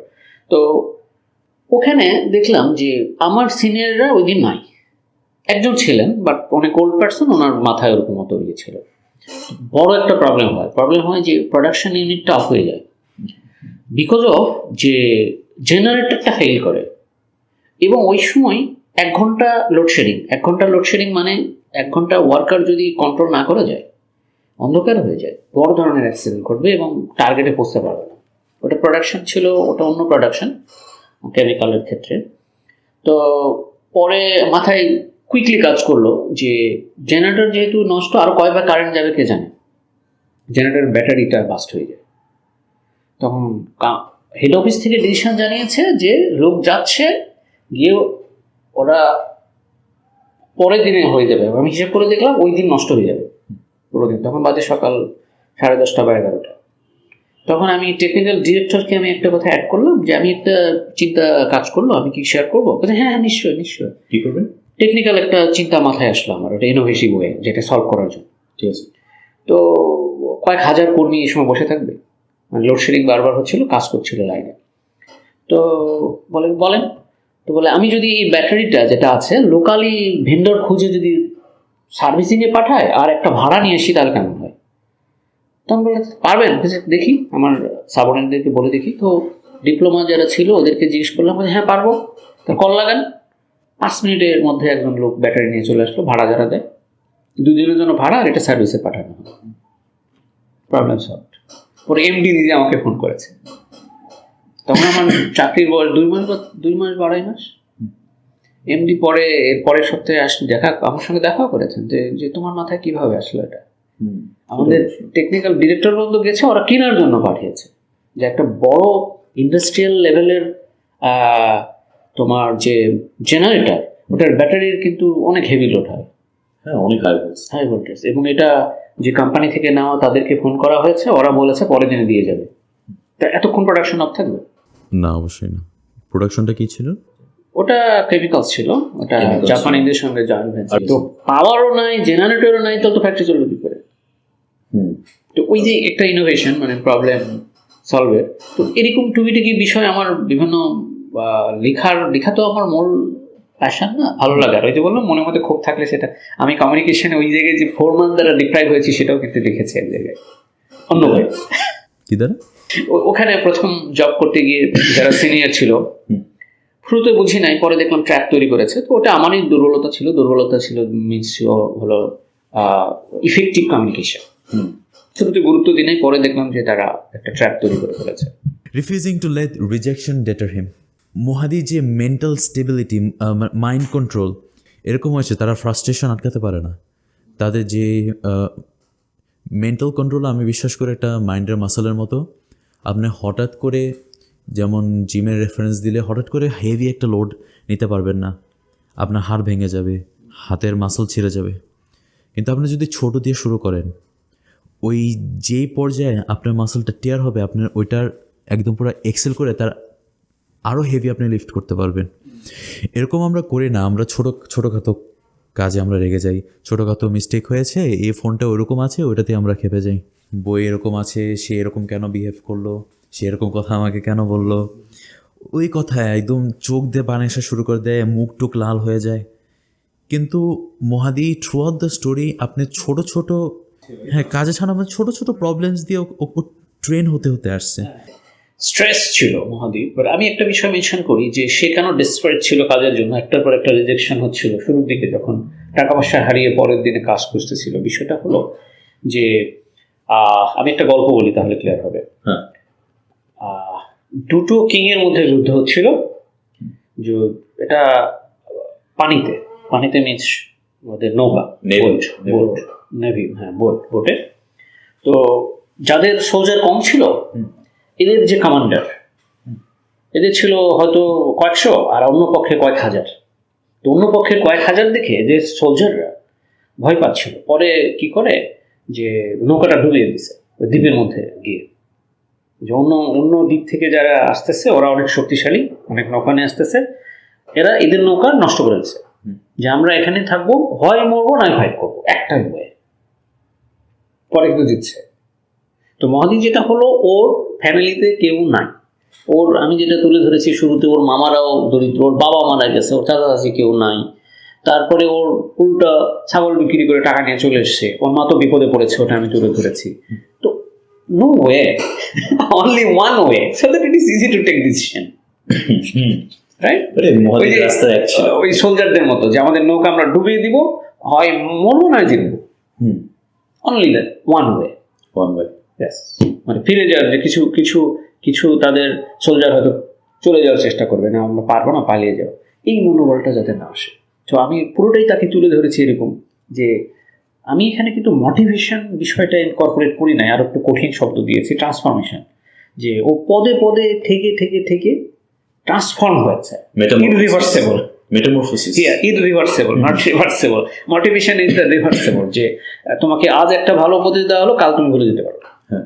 আমরা যেটা ছোটবেলায় দেখেছি, যে আজ সারাদিন রাত্রে বুঝিয়েছে, সকালে ওটা পুরো ভুলে আর একটা করছি। কিন্তু ট্রান্সফরমেশন বিষয়টা হলো যে আমি এটা শিখে ফেললাম, মাসেলের বিষয়টা কিন্তু আবার প্র্যাকটিস না করলে আবার নর্মাল হয়ে যায়, তাই না? হ্যাঁ, কিন্তু মহাদি স্টেপে শিখে এক সময় যেটা অ্যাকুমুলেট করছে, হ্যাঁ আস্তে আস্তে সে একটাই ওয়ে, তো ইজি টু টেক ডিসিশন, যে আমি এটাই করবো, না হলে মরবো, সিম্পল। এবং আপনার চ্যাপ্টার নাম্বার 3 নাম হচ্ছে দ্য গ্রেট ডেঞ্জার। এটা আলাদা একটা বই করতে পারতেন, পুরো আলাদা একটা বই, শুধু গ্রেট ডেঞ্জার দিয়ে। হ্যাঁ, যাতে আমার যে ফোকাস মহাদিকে তুলে ধরবো কি করে, সেটাও ঠিক আছে। আপনার ফিউচারে কোনো প্ল্যান নেই যে এরকম চ্যাপ্টারগুলো, যেমন মহাদি আপনার আবার ডে ড্রিম করবে, স্বপ্ন দেখবে, একদম ফ্ল্যাশব্যাক আসবে, এগুলোর মধ্যে বড় ডিটেল এক্সপ্লেন করবে? আমি যদি এটা মানুষ পছন্দ করে, তাহলে আমার সিরিজে বুক হবে, পরের সিরিজ, তারপরে সিরিজ, একটার পর একটা। আর এগুলো সবগুলো ড্রামা করার চিন্তা আছে। নাটক বানাবেন, চেঞ্জ করে সুন্দর করে, বিকজ এখানে দুটো বিষয় শেখানো হচ্ছে, যে you have to stick to your dream, আর নো মানে ব্যাক থিঙ্কিং। ওইটাতে লেগে থাকলে উইদিন লং টার্ম গোল 5 বছর। আমি এখানে মোটামুটি পুরো ঘটনার বয়স কিন্তু 5 বছর। মহাদির বয়স কত ছিল? টিনেজ, ওটা স্পেসিফাই করা হয়নি। 13-14 হয়তো লিক করেছে, 14 যদি হয়, মানে শেষে গিয়ে ওই সাকসেস হইতে 13-14 ছাগল চুরি করছে, 13-14 ছাগল বিক্রি করে চলে গেছে। শেষে 18-19 পরের ঘটনা, লাস্টের দিকে ঘটনা অনেক চমকপ্রদ। এর মধ্যে আরো একটা ক্যারেক্টার দেওয়া হয়েছে, সেটা শেষের দিকে আছে। আমি রিসার্চটা ভুলে গেছি, রিসার্চটা হয়েছিল আপনার আমেরিকাতে। ওখানে তুলে ধরা হয়েছে, যেমন 70% অফ দ্য আমেরিকানস তারা তাদের জীবনের শেষে একটা না একটা বই লেখে মরতে চায়। তাদের কাল্পনিক স্বপ্নগুলো একটা বাস্তব বই আকারে প্রকাশ হোক, কিন্তু অবশেষে 1% থেকেও কম আসলেই সেটা করে তুলতে পারে। আর আপনার কি মতামত, তাদের এই পার্সুটে হ্যাম্পার কেন হচ্ছে? তারা কেন তাদের জীবনের শেষে যে এত এত ইচ্ছে তারা করতে পারছে না কেন, বই লিখে উঠতে পারছে না কেন? এটা মানে কেন লিখছে না সে বিষয়টা হলো, আমি যেটা মনে করি, আমি যতটুকু স্টাডি থেকে যতটুকু দেখি, যে লাইফ নিয়ে, বিজনেস বা অন্যান্য নিয়ে, পার্সোনাল লাইফ যেটা হলো, ওয়ার্ক লাইফ ব্যালেন্সটা হয়তো হচ্ছে না। নিজস্ব যে টাইম, এটা কিন্তু নিজস্ব একটা টাইম। বই লিখতে গেলে নিজস্ব একটা টাইম বের করতে হয়, not family, not society, not work life. নিজে ঠান্ডা মাথায় ধীর স্থির ভেবে লিখতে হয়। হয়তো অনেকেই এই টাইম হয়তো ম্যানেজ করতে পারছে না, অথবা এখন যেটা হলো বর্তমান এনভায়রনমেন্টকে বলা হয় VUCA, ভুকা ভুকা এনভায়রনমেন্ট, এটা কি? High volatile, highly volatile. Then কি? ইউ যেটা VUCA, C complex, A ambiguous, U U বলতে uncertain. So volatile, uncertain. Volatile means quickly মানে চেঞ্জ হয়ে যায়, যেটা কমপ্লেক্স অ্যান্ড অ্যাম্বিগুয়াস। তো এই এনভায়রনমেন্টে তো এটা আরও ক্রিটিক্যাল। মানুষ রোগ ব্যাধি কত কিছুতে প্রবলেম ক্রিয়েট হচ্ছে, সোসাইটিতে কনফ্লিক্ট বেশি হতে পারে এই কারণে, যেটা আমার ক্ষুদ্র জ্ঞানে মনে হয়। ক্ষুদ্র জ্ঞান ভালো। আমি আরেকটা আর্টিকেল পড়েছিলাম, উই আর 99.9% ইলিটারেট। এটার একটা ভালো এক্সাম্পল আছে আমাদের হেমিংওয়ে রাইটিংয়ে। তো আমরা মাঝে মাঝে যারা লেখা শুরু করতে চাই, আমরা যারা বই লেখা অ্যাকচুয়ালি শুরু করতে চাই, বা প্রথম সেন্টেন্সে আমরা আটকে যাই, প্রথম পেজে আটকে যাই, আমাদের মনে হচ্ছে না এটা এটা ভালো হচ্ছে না, না না আবার লিখি, না না না এটা ভালো হচ্ছে না, পরে রেখেই দেয়, আর বই লেখা হয় না। তো শুধু আমরাও না, হেমিংওয়ে একই জিনিসই সাফার করেছিল, এবং একটা জায়গা হচ্ছে সে এটা কোট করছিল যে তার বই old man and the sea, শুনেছেন? Old man and the sea পড়েছেন? তো ওইটা যে ফার্স্ট পার্টটা, যেখানে মানুষ যেখানে আটকে যায়, ফার্স্ট পার্টে লেখার সময় সে ওইটা কমপক্ষে 200 বার লিখেছে। আমি ভুল হতে পারি, কিন্তু সেটা একটা জায়গায় কোট ছিল, এবং সে আরেকটা জায়গায় লিখেছে, সেটা নিজে কোট করেছে, সে যতক্ষণ পর্যন্ত 39 বার রিভাইজ না করছে, সে তার লেখার মধ্যে তার স্যাটিসফ্যাকশনটা আসে না। তো এখন যদি আমরা এই ডিফারেন্সটা অন্যান্য মানুষের দিক দিয়ে দেখি, তারা একবার রিভাইজ করে দিচ্ছে সারা। তো এটা আরেকটা কারণ, এটা বেশিরভাগ হয় মনে হয় প্রোক্রাস্টিনেশন থেকে। তো আপনি আপনার জীবনে কমপক্ষে আপনি অ্যাজ আ হবি, ওইটা হচ্ছে ভেরি ফেনোমেনাল, আপনি 6টা বই লিখেছেন অ্যাজ আ হবি। কেউ অ্যাজ আ হবি মানুষ শুরুই করতে পারে না, লেখে পাবলিশও করতে পারে না। তো আপনি প্রোক্রাস্টিনেশনকে কীভাবে ডিল করেন? আমি প্রথম একটা প্যারাগ্রাফ যখন আমি একটা বিষয় লিখেছিলাম, তখন ওই প্যারাগ্রাফের উপরই আমি একটা মানে রিকগনিশন ঠিক না, মানে অনেক মানুষ খোঁজখবর করেছিল। বিষয়টা হলো ইনোভেটিভ অন্টারপ্রেনারশিপ টার্মটাই কিন্তু অনেক কঠিন। হ্যাঁ, এটা আমি ইউনিভার্সিটি লাইফেই টার্মটা আমি ধারণ করি, যে anyway I have to be entrepreneur, but সার্ভিসটা পছন্দ না। তো ওইটা হলো, আমি প্রথম 2008 সালে, এখন থেকে অনেক বছর আগে, একটা নোকিয়া ফোন কিনি। ওই সময় নোকিয়া মোবাইল ফোন। তো নোকিয়া মোবাইল ফোনে ওই সময় ওরা ওয়ার্ল্ড ওয়াইড একটা জরিপ চালাচ্ছিল ইনোভেশন বিষয়গুলো নিয়ে, টেকনোলজিক্যাল ইনোভেশন। তো তখন আমাকে ফর্ম দেয় একটা মোবাইলের সঙ্গে। তো ওইটায় আমি এরকম একটা সেন্টেন্স, আমার থটটা কি লিখে পাঠায়। তো ওইটার জন্য পরে বাংলাদেশে ওরা এশিয়াটিক সোসাইটিকে, বাংলাদেশে যারা সিলেক্টেড হয়েছিল ইনিশিয়ালি, এই কাগজটা পড়ে ওদের ভালো লাগছে। আমি ইংলিশে কতগুলো সেন্টেন্স কী লিখছিলাম আমি ফরগট কমপ্লিটলি, যেহেতু 2008 সাল। পরে দেখলাম বাসায় জার্নালিস্ট এসেছিল, মানে জার্নালিস্ট ঠিক নয়, সোসাইটি থেকে যারা এটাকে আরও ডিটেল তথ্য নেওয়ার জন্য এসেছিল। সোসাইটির কি? এশিয়াটিক সোসাইটি হলো ওটা একটা art and something, I don't know, ভালো মানে বাংলাদেশে এই জিনিসগুলো নিয়ে কাজ করে হাই লেভেলের। এখনো আছে? হ্যাঁ, এখনো আছে। বেশি ঢাকা ইউনিভার্সিটির ওই পাশে ওদের অফিস মনে হয়, অনেক বড় একটা অফিস। তো নোকিয়া তো একটা মাল্টি ন্যাশনাল কোম্পানি, ওই সময় রমরমা অবস্থা। তো ওখানে যদি আমি টপার হইতাম বাংলাদেশে, আমার মনে হয় ওরা বলছিল 10-এর মধ্যে স্টিল আছি, 1 থেকে 3 অ্যাওয়ার্ড দিয়েছিল, পরে হাতে লিখে দিয়েছিল। আমি অতটা সিরিয়াসলি মনে হয় ফিডব্যাক বা পরেরটা হয়তো ভালো লাগেনি, বাট ওই যে এক পেজ আমি লিখেছিলাম ইনস্ট্যান্টলি যে এন্টারপ্রেনারশিপে কী কী ইনোভেশন দিতে হবে বা কী করতে হবে টেকনোলজিক্যালি। নোকিয়া কিন্তু বাজার থেকে উঠে গেছে এটা কত সালের ঘটনা? 2008-এ। 2008 এখন কিন্তু বাজারে ওই সময় তারা মার্কেট লিডার ছিল, কিন্তু ওরা তখনই কিন্তু সার্চ করছিল, লেট করে ফেলেছে, ততক্ষণে স্যামসাং দখল করে ফেলেছে 2-3 বছরের মধ্যে। আমি বলেছিলাম ওদেরকে কি স্টেপ নিতে হবে ওই সময় ফোনগুলোতে বা তাদের বিজনেসে কোন ইনোভেশন দিলে তারা টিকে থাকবে, কিন্তু দে মেড লেট। তারা আরও 5-10 বছর আগে শুরু করা উচিত ছিল, কিন্তু ততদিনে পারেনি। কিন্তু ওই যে লিখলাম আমি, তখন দেখলাম যে না, তো আমার লেখা তো পছন্দ করছে মানুষ। এরপরে যাই হোক, পরে যেহেতু এন্টারপ্রেনার জার্নি যখন স্টার্ট হয় তখন নিজেই অনেক কিছু লিখতে হয়। আমি যে তো ওখানে কিছু প্রজেক্ট আমি গভর্নমেন্টের করি 2012 সালে। এটা করতে গিয়ে আমাকে প্রতিদিন সকাল থেকে রাত, এই যে রিকগনিশন এখানে আছে, এই প্রজেক্টগুলোর জন্য আমাকে প্রচুর লিখতে হয়েছিল, ইনফর্মাল রাইটিং, যেটা ফিকশনাল না, নট ফিকশনাল। সো এই ধরনের একটা পুরো, যদিও আমার সঙ্গে এখানে যারা পিএইচডি হোল্ডার অনেক বয়স্ক লোকরা, ওনারাই কি পার্সন ছিলেন, আমি just as a owner of that project coordinator হিসেবে আমি জাস্ট কোঅর্ডিনেট করেছি। কিন্তু তারপর তো লিখতে হয়েছে, প্রপোজাল লিখতে হয়, লিখতে হয়, লিখতে হয়, কিন্তু আমি প্রপোজাল এটা কীভাবে হয়, তো ওনারাই লিখে দিয়েছে, আমি জাস্ট ফর্মালাইজ করতাম। তো এই লেখাটা স্টার্ট। কিন্তু বই যে লিখবো, এটা আমি যখন IBA করলাম, বিজনেস অ্যাডমিনিস্ট্রেশন করার পরে আবার হজে গেলাম, হজ থেকে এসে তখন দেখলাম একটা আইডিয়া চাই, বিজনেস আইডিয়া।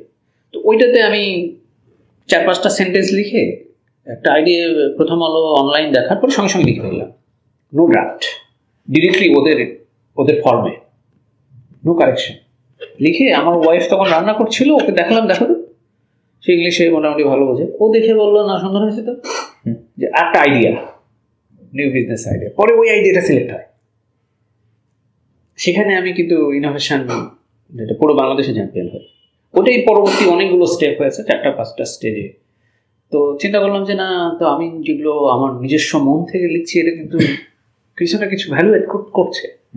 এই সূত্রে আমি আর একটা বই লিখলাম, যে 0 to Millionaire। এই বইটাও কিন্তু আমাদের পাবলিশ হয়েছে। ওইটার বাংলা লিখেছিলাম, বাট ওই বইটা আমি খুব বেশি আগাইনি। সেকেন্ড ভার্সন লেখা আছে, আমার সেকেন্ড ভার্সনটা অনেক ভ্যালু ক্যারি করবে, অনেক ইম্প্যাক্ট ক্রিয়েট করবে সোসাইটিতে। বাট আমি বাংলাটা যেটা শুরুতে লিখেছিলাম, that was the child, brain child, initial যা বুঝেছি লিখেছি, ওইটাকে আবার কপিরাইট করা। ওইটা লিখতে গিয়ে, ওটা কপিরাইট নিতে গিয়ে, কপিরাইটের রেজিস্টার সাহেবের সঙ্গে আমার খুব খাতির হয়ে যায়। সত্যি? হ্যাঁ। কোথায় এটা? এটা আগারগাঁতে কপি। উনি এখন মনে হয় অ্যাডিশনাল সেক্রেটারি। তো ভদ্রলোকের ওখানে মানে ঢুকতে পারে না, বাট আমাকে দেখে উনি কেন জানি কি করেন, এই করি, আসেন। আমার এরপর আমাকে চা খাওয়াতেন, গেলে 2বার আমি গেলাম, পরে আমার কাজ করে দিলেন, শুনে যে ঘুষ টুস নাই, কেউই কোনো টাকা নেয়নি। উনি পরে আমাকে চিঠি দিয়েছিলেন তাদের একটা অনুষ্ঠানে, আমার বাসা বরাবর। তো যাই হোক, ওটা ভিন্ন ইস্যু। কিন্তু এটা লেখার তো আমার, উনি পরে আমার বই আগে পড়ছেন, উনি পড়ে বলছে না, ভালো লিখছেন কিছু কিছু জিনিস। তো যাই হোক, তারপরে ওই বইটাকে আমি আর ইমপ্রুভ করি নাই, যেহেতু কপিরাইট নিয়ে লেখা আছে। নামটা চেঞ্জ করতে পারতেন? নামটা লেখা আছে, 0 থেকে কোটিপতি, ওই নামে লেখা আছে। এই নামটা অনেক লোক তিরস্কার করে, শুনে যে আপনি কি কোটিপতি। এখন আমাকে একজন লোক বলতেছে আপনার বাড়ি কয়টা, এটা লিখছেন। আমি বলছি না, আমি এই বই পড়ে, বই বিক্রি করে কোটিপতি হয়ে হবো। আপনি আপনার নলেজ শেয়ার করছেন না, অ্যাকচুয়ালি ছিল যে I studied some people who were millionaire from zero. ফোকাসটা এটা ছিল, মেসেজেও তাই লেখা, ভিতরেও তাই লেখা। ওখানে কোথাও লেখা নাই যে আমি 0 থেকে কোটিপতি হয়েছি। যেমন তুমি যেমন আমাকে কোশ্চেন করলে যে মহাদি আমার লাইফের সঙ্গে রিলেটেড কিনা, বিষয়টা ওইরকম, মানুষ খালি কোশ্চেন করে। এখন বাংলা একাডেমির এক লোক জিজ্ঞেস করে আপনার বাড়ি কয়টা, যে কেন, যদি আপনি লিখছেন 0 থেকে কোটিপতি। এখন অনেকেই জিজ্ঞেস করে যে কত টাকা হলে কোটি, এখন লিখছে যে ডলারে না টাকায়। আমি আমাদের ইউনিভার্সিটির একটা গ্রুপ আছে, মানে মোর দ্যান 50K মেম্বার্স, তো ওখানে ওটা দিয়েছিলাম, তো ওখানে একজন লিখছিল যে টাকায় না ডলারে। আসল ডেফিনেশন হচ্ছে এখানে আই স্টাডিড সাম পিপল যারা জিরো থেকে মিলিয়নার হয়েছে, তাদেরকে তুলে ধরেছে। তো এইটা ছিল আমার ফার্স্ট বই। তো অ্যাকচুয়ালি মিলিয়নারের ডেফিনেশন কি? মিলিয়নারের ডেফিনেশনটা হচ্ছে যার কাছে $1 million As a investable amount আছে। As an asset, investable amount, asset থাকলেই হবে না, ইনভেস্টেবল অ্যামাউন্ট। মানে অ্যামাউন্ট হতে হবে $1 মিলিয়ন। বাংলাদেশি টাকায় তো 10 কোটি টাকা ইনভেস্টেবল অ্যামাউন্ট থাকতে হবে, তাহলে রিচ। তো সেই সূত্রে বলি আমার আশপাশে অনেক লোকই গরিব, তাই না? হ্যাঁ, গরিব না? ইনভেস্টেবল অ্যামাউন্ট তো নেই। অনেকেই দেখা যাচ্ছে যে বাবার প্রপার্টি পেয়েছে, হয়তো 4-5টা বাড়ি পেয়েছে, এটা সেটা পেয়েছে, কিন্তু অনেকে টাকাটা কাজে লেগে। ইনভেস্টেবল অ্যামাউন্ট সবার কাছে কি আছে? না। অনেক আমরা রিচ, সকল রিচ আমরা জানি, তারা কিন্তু কি করেছে? ব্যাংক থেকে লোন নিয়ে করেছে, ব্যাংকরাপ্ট। দে আর নট রিচ। তারা হচ্ছে ব্যাংক মিলিয়নার, না মিলিয়নার না, দে আর লায়াবল, মানে ওরা আনরিলায়েবল। তো রিচ হওয়ার বিষয়টা এখানে আমি ফোকাস করেছি যে 1 নম্বর হচ্ছে যে high income skill, high income skill. Second হচ্ছে you have to make some saving, smart saving, মানে খরচ কমাতে হবে। শুধু ইনকাম করে আজীবন ইনকাম করে যাবো, ইউল বি সার্ভেন্ট। ঠিক আছে। খরচ কমাতে হবে। থার্ড হলো কি? খরচ কমিয়ে ওইটা স্মার্ট ইনভেস্টমেন্ট, যেটা এই প্রত্যেকটা জায়গায় 10-15টা করে বই পড়ে মানুষ MBA না করেই কিন্তু ফাইন্যান্সিয়ালি, মানে পার্সোনাল ফাইন্যান্স এক্সপার্ট হতে পারে। আমি এই বিষয়গুলো রিয়েল লাইফের কিছু লোকের স্টোরি এখানে তুলে ধরেছি। আমার সবচেয়ে ভালো লেগেছে জ্যাকমার স্টোরিটা, যেহেতু ঘুরে ঘুরে ওখানে বিজনেসের বিষয়গুলো তুলে ধরা হয়েছে। অ্যাকচুয়ালি আলটিমেট গোল হলো বিজনেসের মাধ্যমেই মানুষ ইন্ডিপেন্ডেন্ট হতে পারে। জেফ বেজোসের কথাও তুলে ধরা হয়েছে। মানে আমি যখন বই লিখি তখন এলন মাস্ক এতটা ধনী ছিল না। তো আপনি কি এটা প্রশ্ন করেন না? আপনি কি তাদের পার্সোনালি চিনেন নাকি? না, আমি তো স্টাডি করেছি। না, মানে ওরকম কোশ্চেন করে নাই, আমি হলে করতাম। আচ্ছা, তো এই 2023 সালে এখন সবচেয়ে best at this moment, at this season, সবচেয়ে বেস্ট ইনভেস্টমেন্ট কি হতে পারে? সবচেয়ে আমরা নর্মাল মানুষ যেটা দ্রুত যেটা এখন স্টিল হলো, যারা রিচ ওয়ার্ল্ডে ওরা স্টকে ইনভেস্ট করে। ইলন মাস্কের 6টা বাড়ি ছিল, সব বিক্রি করে কিন্তু স্টকে ইনভেস্ট করে। আর আমরা যারা শুরু করবো তাদের জন্য can be fast growing. Technology বলতে কিরকম? টেকনোলজি, যে কোনো টেকনোলজি হতে পারে। You can make e commerce আর অ্যাপস। একটা অ্যাপস তোমাকে বিলিয়নার বানিয়ে দিতে পারে, মিলিয়নার বানিয়ে দিতে পারে 6 মাসে, যদি এটা ওরকম মানের হয়।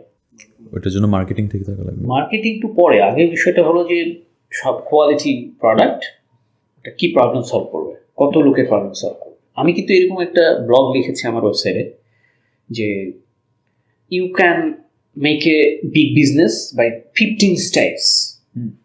15 স্টেপস, প্রত্যেকটা ওখানে লেখা আছে, আমার ওয়েবসাইটে লেখা আছে এরকম একটা ব্লগ। যাই হোক, তো যাই হোক লেখার তাহলে আমার স্টার্ট হলো কিন্তু একটু বড় 17 সাল থেকে, 2017।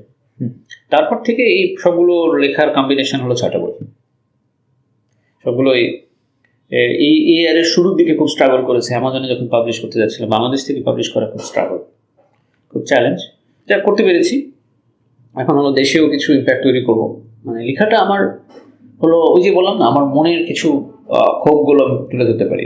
বাংলাদেশের মানুষ অনিয়ম করে, অনেক কি বলবো, অপচয় করে।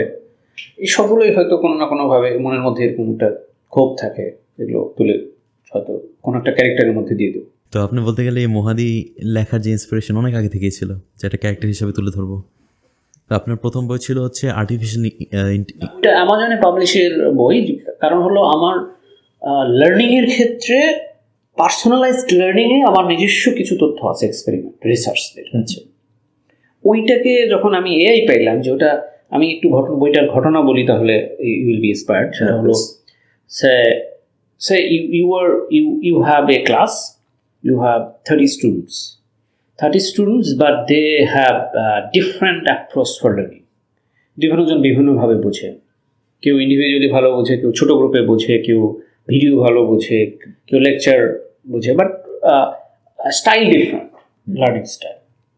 তো এখন তুমি কি করতে পারো যে এদেরকে তুমি যেটা করতে পারো যে গ্রুপগুলো সেট করে তাদেরকে ইন্ডিভিজুয়াল ফিডব্যাক দিচ্ছ। দ্যাট ইজ টু সে, তোমার 30টা রোগী, সবাইকে তুমি একই ওষুধ দিচ্ছ না। তো এখন যদি তোমার 30টার জায়গায় 300টা হয়ে যায়, 3000টা হয়ে যায়, তাহলে তুমি কিভাবে করবে? কিভাবে? You need the machine, automated tool, that is AI. So AI can solve this issue. এই বইটা কিন্তু সাধারণের জন্য না, এই বইটা একদম policy maker, educator, administrator, educational administrator, or those who loving personalized learning. The personalized learning কে আমি বোঝাতে পারলাম, যে বুঝেছি। individualized instructions. এই বইটা আমি এআই ইনকর্পোরেট করলে লার্জ স্কেল, সে তোমার যদি 3 লক্ষ স্টুডেন্ট থাকে, your AI will handle. Best example হলো ডুলিঙ্গো অ্যাপস, যেটা এটা কমপ্লিটলি AI তারা ইউজ করছে। ডিওলিঙ্গো যে ভাষা শিখে, It is personalized. The best example. এরকম প্রচুর এক্সাম্পল আছে। এরকম একটা অ্যাপস বানিয়ে তুমি মিলিয়ন হয়ে যেতে পারো। যে বলো না, এই যে টেকনোলজি মানে এখানে ম্যানুয়ালি এই সময় হয়তো মনে করবে না আমি একটা গার্মেন্টস ব্যবসা শুরু করবো, অথবা এখন ঢাকাতে অনেকেই চিন্তা করে যে ডেভেলপার হবো। It is traditional business. Traditional business is not a good business. It is growth ধীরে ধীরে হয়। So you have to disruption বলে একটা আমাদের বিজনেস অ্যাডমিনিস্ট্রেশনে যখন পড়ি একটা শব্দ পাই, ডিসরাপশন। মানে যখন স্টার্ট আপ আমি করি, ডিসরাপশন মিনস হচ্ছে যে স্লোলি যেটা গ্রো করে, এরকম স্লোলি না, হঠাৎ করে মানে এক ধাক্কায় তুমি অনেক টাকা পেয়ে গেলে, মানে হয় পাবে না, না হলে অনেক কিছু পাবে, এটা হলো ডিসরাপশন। বেশি এখানে 95% হলো ফেল করবে। সে এই যে উবারের যে ঘটনাটা, উবার কিন্তু এই যে রাইড শেয়ারিং এ যে কনসেপ্টটা নিয়ে এসছে, it is called disruption. Example হিসেবে পাঠাও যেটা, এটাও ডিসরাপশন। যদিও পাঠাওকে বাইপাস করে মানুষ রাস্তার পাশে দাঁড়িয়ে দাঁড়িয়ে মোটরসাইকেল চালাচ্ছে, কিন্তু দিস ফর দেম না, not for them, this for the Pathao, that's institution, this is disruption. তো আপনি বলছেন এআই সবকিছু একটা সিস্টেম্যাটিক ভাবে আনতে পারবে, তো automated and quick. Automated and quick. আমি গতকাল একটা জায়গায় পড়েছিলাম, AI is not artificial, not intelligent. আপনার এটার মতামত কি? AI is not artificial not intelligent. না, বিষয়টা ড্রব্যাকস তো কিছু থাকবে। এআই মানে হলো ওটা তো অটোমেটেড, যেহেতু কাজ করবে, সবার কাছে অ্যাপ্লিকেবল না হতে পারে, বাট যে কাজগুলো আমার রিপিটেটিভ, বুঝতে হবে বিষয়টা, যেটা রিপিটেটিং, ওই রিপিটেটিংটা এআই করবে। স্যার ধরো তোমার ওয়েবসাইট আছে, তোমার ওয়েবসাইটে দিনে ফিউ হান্ড্রেড পিপল নক করে, এখন তুমি যদি বসে বসে আনসার দিতে চাও, তোমার চাকরি হবে ওইটা শুধু আনসার দেওয়া, অন্য কাজ করবে কখন? সো ওখানে এআই কি করতে পারে, জাস্ট বলে দিতে পারে যে কোন লিঙ্ক কোথায় আছে, বলে দিচ্ছে। This is the application of AI. তো এই জায়গাগুলো কিন্তু আমি যদি সব কাজে এর উপর দিয়ে বসে থাকি তাহলে তো হবে না। সেক্ষেত্রে এটা হয়তো বলেছে AI cannot be the alternative of human being. AI can be helpful to human being, can associate. আমি যতটুকু মনে করি ক্ষুদ্র জ্ঞান। আপনি যখন ক্ষুদ্র জ্ঞান বললে সুন্দর লাগে। না, নাড়াচাড়া করছি জ্ঞান কর্ম নিয়ে। এই যে 6 সাল থেকে 2017, অলমোস্ট 6 বছর ধরে টুকিটাকি লিখছি। মানে যে পার্ট টাইমে যখন আমি ছুটি পাই বা সময় পাই তখন আমি লিখি, অথবা ওই যে লং ভ্যাকেশনে যখন যাই তখন আমি লিখি। ল্যাপটপ যেহেতু সঙ্গে থাকে, যে সুন্দর এনভায়রনমেন্ট পেলে লিখতে ভালো লাগে। অথবা আমার এই বইটার কিন্তু ফার্স্ট সামারিটা কনসেপ্ট যখন বিল্ড করি, তারপর বৃষ্টি হচ্ছিল, আমি অনেকেই বলেছি, তখন আমার বড় বাচ্চাটাকে অঙ্ক করাচ্ছিলাম, রাত তখন বাজে 12:30। বৃহস্পতিবারে অনেক সময় অঙ্ক করাই আমি, ওকে ম্যাথস করাতে তো ও করছে, তখন কী করবো, ল্যাপটপে কি একটা কনসেপ্ট আসলো, ওই যে বললাম, চিন্তা করলাম ওই যে মানি লেন্ডারদের একটা ক্ষোভ তৈরি হয়েছে মনের মধ্যে, যে ওরা মানুষকে ডিপ্রাইভ করে। সামারি লিখে ফেললাম, লিখে আমার বাচ্চাকে দেখানোর পর সে বললো হ্যাঁ সুন্দর হয়েছে। সো ও বড়টার কথা শুনে ছোটটা ঘুমাচ্ছিল, উঠে চলে এসছে, বলে কী লিখছে পড়ো তো। সুন্দর হয়েছে। হ্যাঁ, লিখে ফেলো, বই লিখে ফেলো, ঠিক আছে। তো স্যার, আপনি যেভাবে বইটা লিখেছেন, আমি বিশ্বাস করি এই বইয়ের মেইন অডিয়েন্সটা হচ্ছে যারা আস্তে আস্তে গ্রো করছে, যাদের ব্রেন এখনও ডেভেলপ করছে, এখনও কমপ্লিটলি মোল্ডেড, তাদের জন্য এই বইটা কমপ্লিটলি বেস্ট। আমি যতটুকু পড়ে দেখেছি, আপনার যে টার্গেট অডিয়েন্সটা, ইট ইজ স্পেসিফিক্যালি চিলড্রেন, এবং যাদের পোটেনশিয়াল বাচ্চা আছে বাসায়, বা পোটেনশিয়াল একটা স্কুলে। অন্তর থেকে এটাই চেয়েছিলাম, আমি যদি 12-13 বছর থাকতাম, তখন যদি আপনি এই বইটা লিখতেন, আপনার ওই সায়েন্সের জিনিস না লিখে, তখন আমার জন্য বেশ ভালো হতো। এক্সাম্পল দেওয়া হয়েছে তো, যার যে প্যাশন। আমার মেসেজটা হচ্ছে যে সবাই তো আর খেলোয়াড় হবে না, সবাই তো আর মানে স্পেসিফিক সকল সবাই বলে ডাক্তার, ইঞ্জিনিয়ার, যে ট্র্যাডিশনাল প্রফেশন, সেটা তো হবে না। যার যে প্যাশন আছে, প্যাশন বিষয়টার উপরই আমি ওই বইটা, আরেকটা বই আমি ফোকাস করেছি, আর্টিফিশিয়াল ইন্টেলিজেন্সের ওটাও, যে পার্সোনালাইজড সিস্টেমে যেটা। সো প্যাশন যেটা খুঁজে বের করে ওইটাতে লেগে থাকতে হবে, সাকসেস ইজ ভেরি নিয়ার। তাহলে জাস্ট 5 ইয়ার্স প্ল্যান করলে একজন তার টার্গেটে পৌঁছে যেতে পারে। 5 ইয়ার্স তো মোটামুটি জেনারেল কেসে ধরা হয়েছে। সেই জন্য আমি মনে করি যারা 11-12-এ আছে বা 10-এর পরেই they should focus the passion. Class 10, not age 10, class 10-এর পরেই যদি প্যাশনটা খুঁজে বের করে সে অনুসারে রিচ করে যায়, তো 6-7 বছরের মধ্যেই মোটামুটি পৌঁছে যাবে তার টার্গেটে। যেটা আমি আমার প্যাশন বুঝতে পেরেছি after 4 years passing from my university. 3-4টা কাজ করার পর মনে হলো here I have to work. মানে আগে তো প্যাশন নিয়ে কোনো এক্সপেরিমেন্ট করা হয়নি, আমার লাইফের উপরে আমি এটাও আমার কোনো না কোনো বইয়ে আমি লিখেছি যে প্যাশনটা খোঁজা খুব জরুরি। কারণ অন্য জায়গায় ধাক্কাধাক্কি নক করে তো লাভ নেই। আমার পরিচিত অনেকে আছে যে ইঞ্জিনিয়ারিং পড়ে, আমি একজনকে চিনি, উনি কবি হয়েছেন, ওয়াও, বাংলা একাডেমি পুরস্কার পাইছে কবিতায়। আমি বললাম না, এটা এটা এটা আমাদের মধ্যে এরকম একটা সীমাবদ্ধতা এসে পড়ে। যেমন একজন ইঞ্জিনিয়ারিং পড়ছে, তার বিজনেসের মধ্যে তার ইন্টারেস্ট অনেক, তার লেখালেখি খুবই ভালো লাগে। মেন্টর। সো আমি Quora.com-এ মোটামুটি 4 লাখের বেশি লোকে আমার লেখাগুলো পড়েছে। আমার একটা যে 1,000 টাকা না 1,000 না 1 লাখ 1 লাখ টাকা দিয়ে কোন বিজনেস করতে পারবে, আমার এই লেখাটা 2 লক্ষ 2.5 লক্ষ লোকে মনে হয় পড়েছে। ইয়েতে আমি কত 50-60 ওয়ার্ডের মধ্যে লিখেছি। সো এক্ষেত্রে মেন্টর প্রয়োজন। মানে আমি আগেই বলেছি যে আমাদের বেস্ট স্কুল হচ্ছে ফ্যামিলি প্লাস আর্লি লাইফে যে স্কুলিং থাকে, স্কুলিং ক্যান হেল্প এখান থেকে প্যাশনটা খুঁজে বের করতে। তাহলে ওয়ার্ক লাইফে মেন্টর, আর যদি না থাকে কোনো সমস্যা নেই, হতাশ হওয়ার কোনো নেই, জাস্ট ডু ইট। কয়েকটা কাজ একটার পর একটা করো, তার বুঝে যাবে যে আমার কোনটা আমি উপযুক্ত। সো এখন পড়ার ক্ষেত্রে অনেকেই বলে যে তুমি যে এন্টারপ্রেনার হবে, আমার ফ্যামিলি থেকে বারবার কোশ্চেন আসে, তাহলে তুমি কেন ইঞ্জিনিয়ারিং করবে, সরাসরি বিজনেস অ্যাডমিনিস্ট্রেশন করলে তো হতো। তো আমি বলি যে আমার প্যাশন ছিল বাংলাদেশের বেস্ট ইউনিভার্সিটিতে পড়তে হবে, পড়ছি, তারপরে আমার যেটা ভালো লাগে তাই করবো, সমস্যা তুমি আছে না। সো দ্যাট আস্তে আস্তে নিজের উপর এক্সপেরিমেন্ট করেছি। আর মানুষের উপর এক্সপেরিমেন্ট করা তো টাফ, সেটা নিজের উপরে আমি এক্সপেরিমেন্ট করেছি। শুরুতে পেট্রোলিয়ামে গিয়ে দেখলাম যে না আপনার ভাবি, প্রোডাকশন লাইনে গিয়ে দেখলাম যে না, it's not good for me, not a first I don't like, I don't enjoy. আমি ভালো বলছি, খারাপ বলছি না, অনেকের জন্য অনেকে হয়তো ভালো, গভর্নমেন্টের জন্য আই ডোন্ট এনজয় ব্যাপার। বিকজ আমি মনে করি যদি আমি স্বাধীন মতো প্ল্যান করতে না পারি, মনে হয় এটা মানসিক প্রতিবন্ধী। হ্যাঁ, আমার উপর কেউ প্ল্যান চাপিয়ে দিবে, তখন আমি চিন্তা করি I am not fit for this. সেটা কি, যেটা আমরা বলি 2 ফুটের ডোমেস্টিক এনিম্যাল। 2 ফুটের ডোমেস্টিক যারা হলো, মানে হলো যারা মোটামুটি যেভাবে বলবো ওইভাবেই করবে, বাবা মার আদেশ নিষেধ, তুমি বসে থাকো, টিচার বলছে এটা করতে হবে, মানে ভালো মন্দ দেখলো না, they are good for the in job. But আমার বন্ধু বলে দেখেছি যে 99%ই তো জব করছে। হ্যাঁ, তো একটা সময় মনে হচ্ছে দে আর গুড, এখন ডিফারেন্সটা ক্রিয়েট হয়েছে। তো আমি যে প্রবলেমটা সলভ করতে পারি ওরা চিন্তাই করতে পারে না সোসাইটির ক্ষেত্রে। অ্যাকচুয়ালি তো we should be the problem solver, entrepreneurship is the problem solver, that can be the major amount of money. হ্যাঁ, এই জিনিসটা আমি আমার নোটে লিখেছিলাম যে দ্যার ইজ আ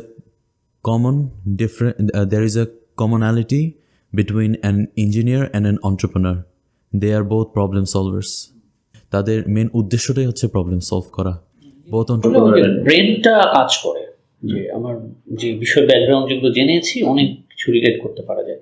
আর আরেকটা বড় হলো নেটওয়ার্ক পাওয়া যায়, গুড নেটওয়ার্ক। বাট আমি এটাতে বিশ্বাস করি না, because I don't use any network from my school, college, university, আত্মীয় স্বজন, নাথিং। কমপ্লিটলি ইনোভেটিভ ওয়ে কাজ করি, নো নেটওয়ার্ক। যে এটা আমি আমার ইউনিভার্সিটির টিচার বা ইয়ে থেকে সব কর্ণ নেব না, আমি এটা বুঝি, কেউ দিলে দিক না না বাস। তাহলে কিন্তু এটা ঠিক না, নেটওয়ার্ক ইউজ করা উচিত। go far, you mean many things. মহাদের মতো একা সত্যিকারের একা না, ও পরে কমিউনিটিকে নিয়ে তো কিছু লোকের জব ক্রিয়েট করে কমিউনিটি নিয়েই তো আগে ছিল। শেষ পর্যন্ত অনেক কিছু আছে, সে সোসাইটিতেও কাজ করেছে। তো এই বইটা আপনি অ্যাট লাস্ট অ্যামাজনে পাবলিশ করেছেন এবং আপনি যতদূর জানি ভেরি সুন বাংলাদেশে মার্কেটে অ্যাভেলেবল করবেন। তো এই বইটা আমাদের লিঙ্কে ডিসক্রিপশনে থাকবে, ভিউয়ার্সরা এটা অ্যাক্সেস করতে পারবে, কিনতে পারবে। এবং এটার কিন্ডল ভার্সনও আছে, যেটা এটা অ্যামাজনে আছে। এটা অ্যামাজনে আছে। তো কেউ যদি রাতের তাদের বাচ্চার বেড টাইম স্টোরি হিসাবে যদি পড়াতে চায়, কিন্ডল বেস্ট হবে। আমি অ্যাড করি কিছু, সেটা হলো এই বইটা আমরা প্রথমে অ্যামাজনেই আমি পাবলিশ করি, যে অ্যামাজন যদি অ্যাপ্রুভ করে তারপরে আমি বাংলাদেশের জন্য এখন যেটা হলো এটা একটু চেঞ্জ করে লিখতে হচ্ছে, বিকজ অ্যামাজনের সঙ্গে কপিরাইটের যে বিষয়টা আছে কমপ্লিটলি ওদেরটা এখানে পাবলিশ করা যাবে না, আর অ্যামাজন থেকে পড়তে গেলে অনেক খরচ। আর যাদের এই অ্যাফোর্ড করতে পারবে তারা পড়ুক, কোনো সমস্যা নেই। কিন্ডেলে ফ্রি আছে, কিন্ডেলে অ্যাকাউন্ট থাকতে হয়। আর বাংলাদেশে আমরা খুব রিসেন্টলি এটার বাংলাদেশি ভার্সন এটা চালু করবো, অনেকে প্রি অর্ডার করতে পারবে চাইলে। ট্রান্সলেট করবেন না? ট্রান্সলেটের চিন্তাভাবনা পরে আছে, বিকজ অফ আমার যে ফ্ললেসটা কমে যাবে ট্রান্সলেট করতে গেলে, বিকজ যেহেতু আমার ইংলিশ নিয়েই কাজ কারবার, ইংলিশে আমি বেশি কমফোর্ট ফিল করি, কিন্তু বাংলাতে অটো কারেক্ট আমি করতে পারি না। অটো কারেক্ট করতে গেলে ওটা আর একটু লোক লাগে, আর এখানে টেকনোলজি খাটিয়ে আমি প্রুফ রিডটা বা কারেকশনটা খুব কুইকলি করতে পারি। মানে ইংলিশের প্রতি যতটা আমি বাংলা করতে পারলে ভালো। আমার মনে হয় এটা খুব সহজভাবে লেখা আছে, বাংলাদেশি যারা একটু রিচ মাইন্ডেড তারা বুঝবে, তাই না? যারা মোটামুটি বুঝতে চায়, যে সোসাইটিকে আমি টার্গেট করেছি they can understand this book. Bangla করলে এটার ভ্যালুয়েশনটা কমে যাবে, কিন্তু আমার মনে হয় সহজ। ইংলিশ শেখার খাতিরেও বইটা পড়তে পারে। হ্যাঁ, অনেক অনেক ভালো ভালো ওয়ার্ডিং লেখা, অনেক সুন্দর সুন্দরভাবে লেখা। যে এখানে প্যারেন্টসরা পড়তে পারে, যে বাচ্চাদের ইংলিশে উইক তারা এই বইটা পড়তে পড়তে দেখা যাচ্ছে ইংলিশ শিখে যাচ্ছে। অথবা ইংলিশ টিচাররা চাইলে প্যারাগ্রাফ দিতে পারে, বিকজ এখানে প্যাশন এবং লেগে থাকার একটা বিষয়, তারপর একটা গুড ওয়ে। কিন্তু শুরুর দিকে সে অ্যারোগেন্টলি কাজ করেছে, একটা ভেগাবন টাইপের একটা ছেলে, কিন্তু মূল মেসেজটা ভেরি ক্লিয়ার। মূল মেসেজটা হচ্ছে যে লেগে থাকলে, কঠিন পরিশ্রম করলে সে অবশ্যই সাকসেস পাবে। শেষ পর্যন্ত সে রিচ হয়েছে এবং সোসাইটির দায়িত্ব নিয়েছে। তার বাড়ি যে ওই যে মানি লেন্ডার ওর মায়ের যে বাড়ি ছিল, মা মারা যাওয়ার পর দখল করেছিল, সেটাও সে রিকভার করেছে। তো এরপর আর কি কি বই আসবে? আপনি যতদূর মনে আছে আপনি এখন ফিকশনাল উপর একটি আরেকটা লিখছি, নামটা এখানে বলা ঠিক হবে না, ওটা অ্যামাজনে পাবলিশ করবো ফর দ্য ইন্টারন্যাশনাল রিডার্স। সেটা আমি সময় পেলে লিখবো, বিকজ অফ আমার লেখাটা হচ্ছে এটা হলো একটু ফ্রি টাইমে করি। তো এই সিরিজটা কন্টিনিউ হবে? এটা it depends on the readers. Depends on the readers. যদি মার্কেট সাকসেস হয় তাহলে আপনি কন্টিনিউ করবেন। এটা সেকেন্ড ভার্সনটা, সেকেন্ড এডিশনও করতে পারি, যে জায়গাগুলো আরো এলাবোরেট করা, and second series another story. এটা হচ্ছে একটু বড় হবে না? হচ্ছে বড় হবে, একটু হার্ড কভার হবে। এটা তো জাস্ট প্রিন্ট না হচ্ছে, এটা হার্ড কভার। এটা বড়ই মনে হবে, যে একটু ছোট আকারে গল্প থাকলে পড়তে ইচ্ছা করবে, অনেক বড় হলে ঘটনা থেকে বের হয়ে যায়। So 150 page is good. আপনি একবার বলেছিলেন এটা হচ্ছে আপনি যেমন চিলড্রেনের জন্য আপনার আপনার বাকি বই একটা স্পেসিফিক এজ গ্রুপের জন্য রিলিজ করবেন, একইভাবে যেমন মহাদি তখন তার 30s গেছে, তার 40s গেছে, 20s এর জন্য একটা লিখবো। এটা মোটামুটি টিনদের জন্য এটা পারফেক্ট। 20s এর জন্য যেটা হলো যে আমরা 20s এ যে আমি কি ফেস করেছি ওটার কাছাকাছি কল্পনা মিশিয়ে দিব, আর 30s এ গিয়ে আমরা যেটা social and family more involve, and 40s এ গিয়ে আরও বেশ কিছু বিষয় দায়িত্ব চলে আসে, দেন বিয়ন্ড। পড়ে আমি মজা পেয়েছি। আমার কবি বলে এক রাতে পড়ার জন্য এই বইটা বেশ ভালো। আমি এক রাতে এটা পড়া শেষ। বা যেগুলো ম্যাগনেটিক পয়েন্ট এগুলো হাইলাইট করে পরবর্তীতে পড়া যায়, যেগুলো লার্নিং আছে যে জায়গায়। আমি বই ছিঁড়ে টেরে পড়ি। আমার যে ভাষাগুলো বই ওগুলো একদম পুরো একদম রিপ পেপার, বুক মার্ক দেওয়া, পেন্সিলতে দাগানো। কিন্তু আপনার যখন এটা পড়ছি একটু শান্তশিষ্টভাবে পড়ছি। আচ্ছা ঠিক আছে, এটা কপিটা আসলে আমি কপি সৌজন্য কপি দিয়ে দিও, দিয়ে I expect good review. Okay, thank you. ইনশাল্লাহ অবশ্যই হবে। আপনার সাথে কথা বলে খুবই ভালো লাগলো। আপনার ফিউচার বই, আপনার যে আলাদা যেগুলো বই আছে ওগুলো নিয়ে কথা বলার জন্য আমি খুবই ইন্ট্রিগিং ফিল করছি। ইনশাল্লাহ এগুলো নিয়ে কথা হবে। তো থ্যাংক ইউ। নিশ্চয়ই থ্যাংক ইউ। Thank you. ভালো লাগলো, মন খুলে কথা বলতে পারলাম। হ্যাঁ অবশ্যই, পরবর্তীতে আবারও কথা হবে ইনশাল্লাহ।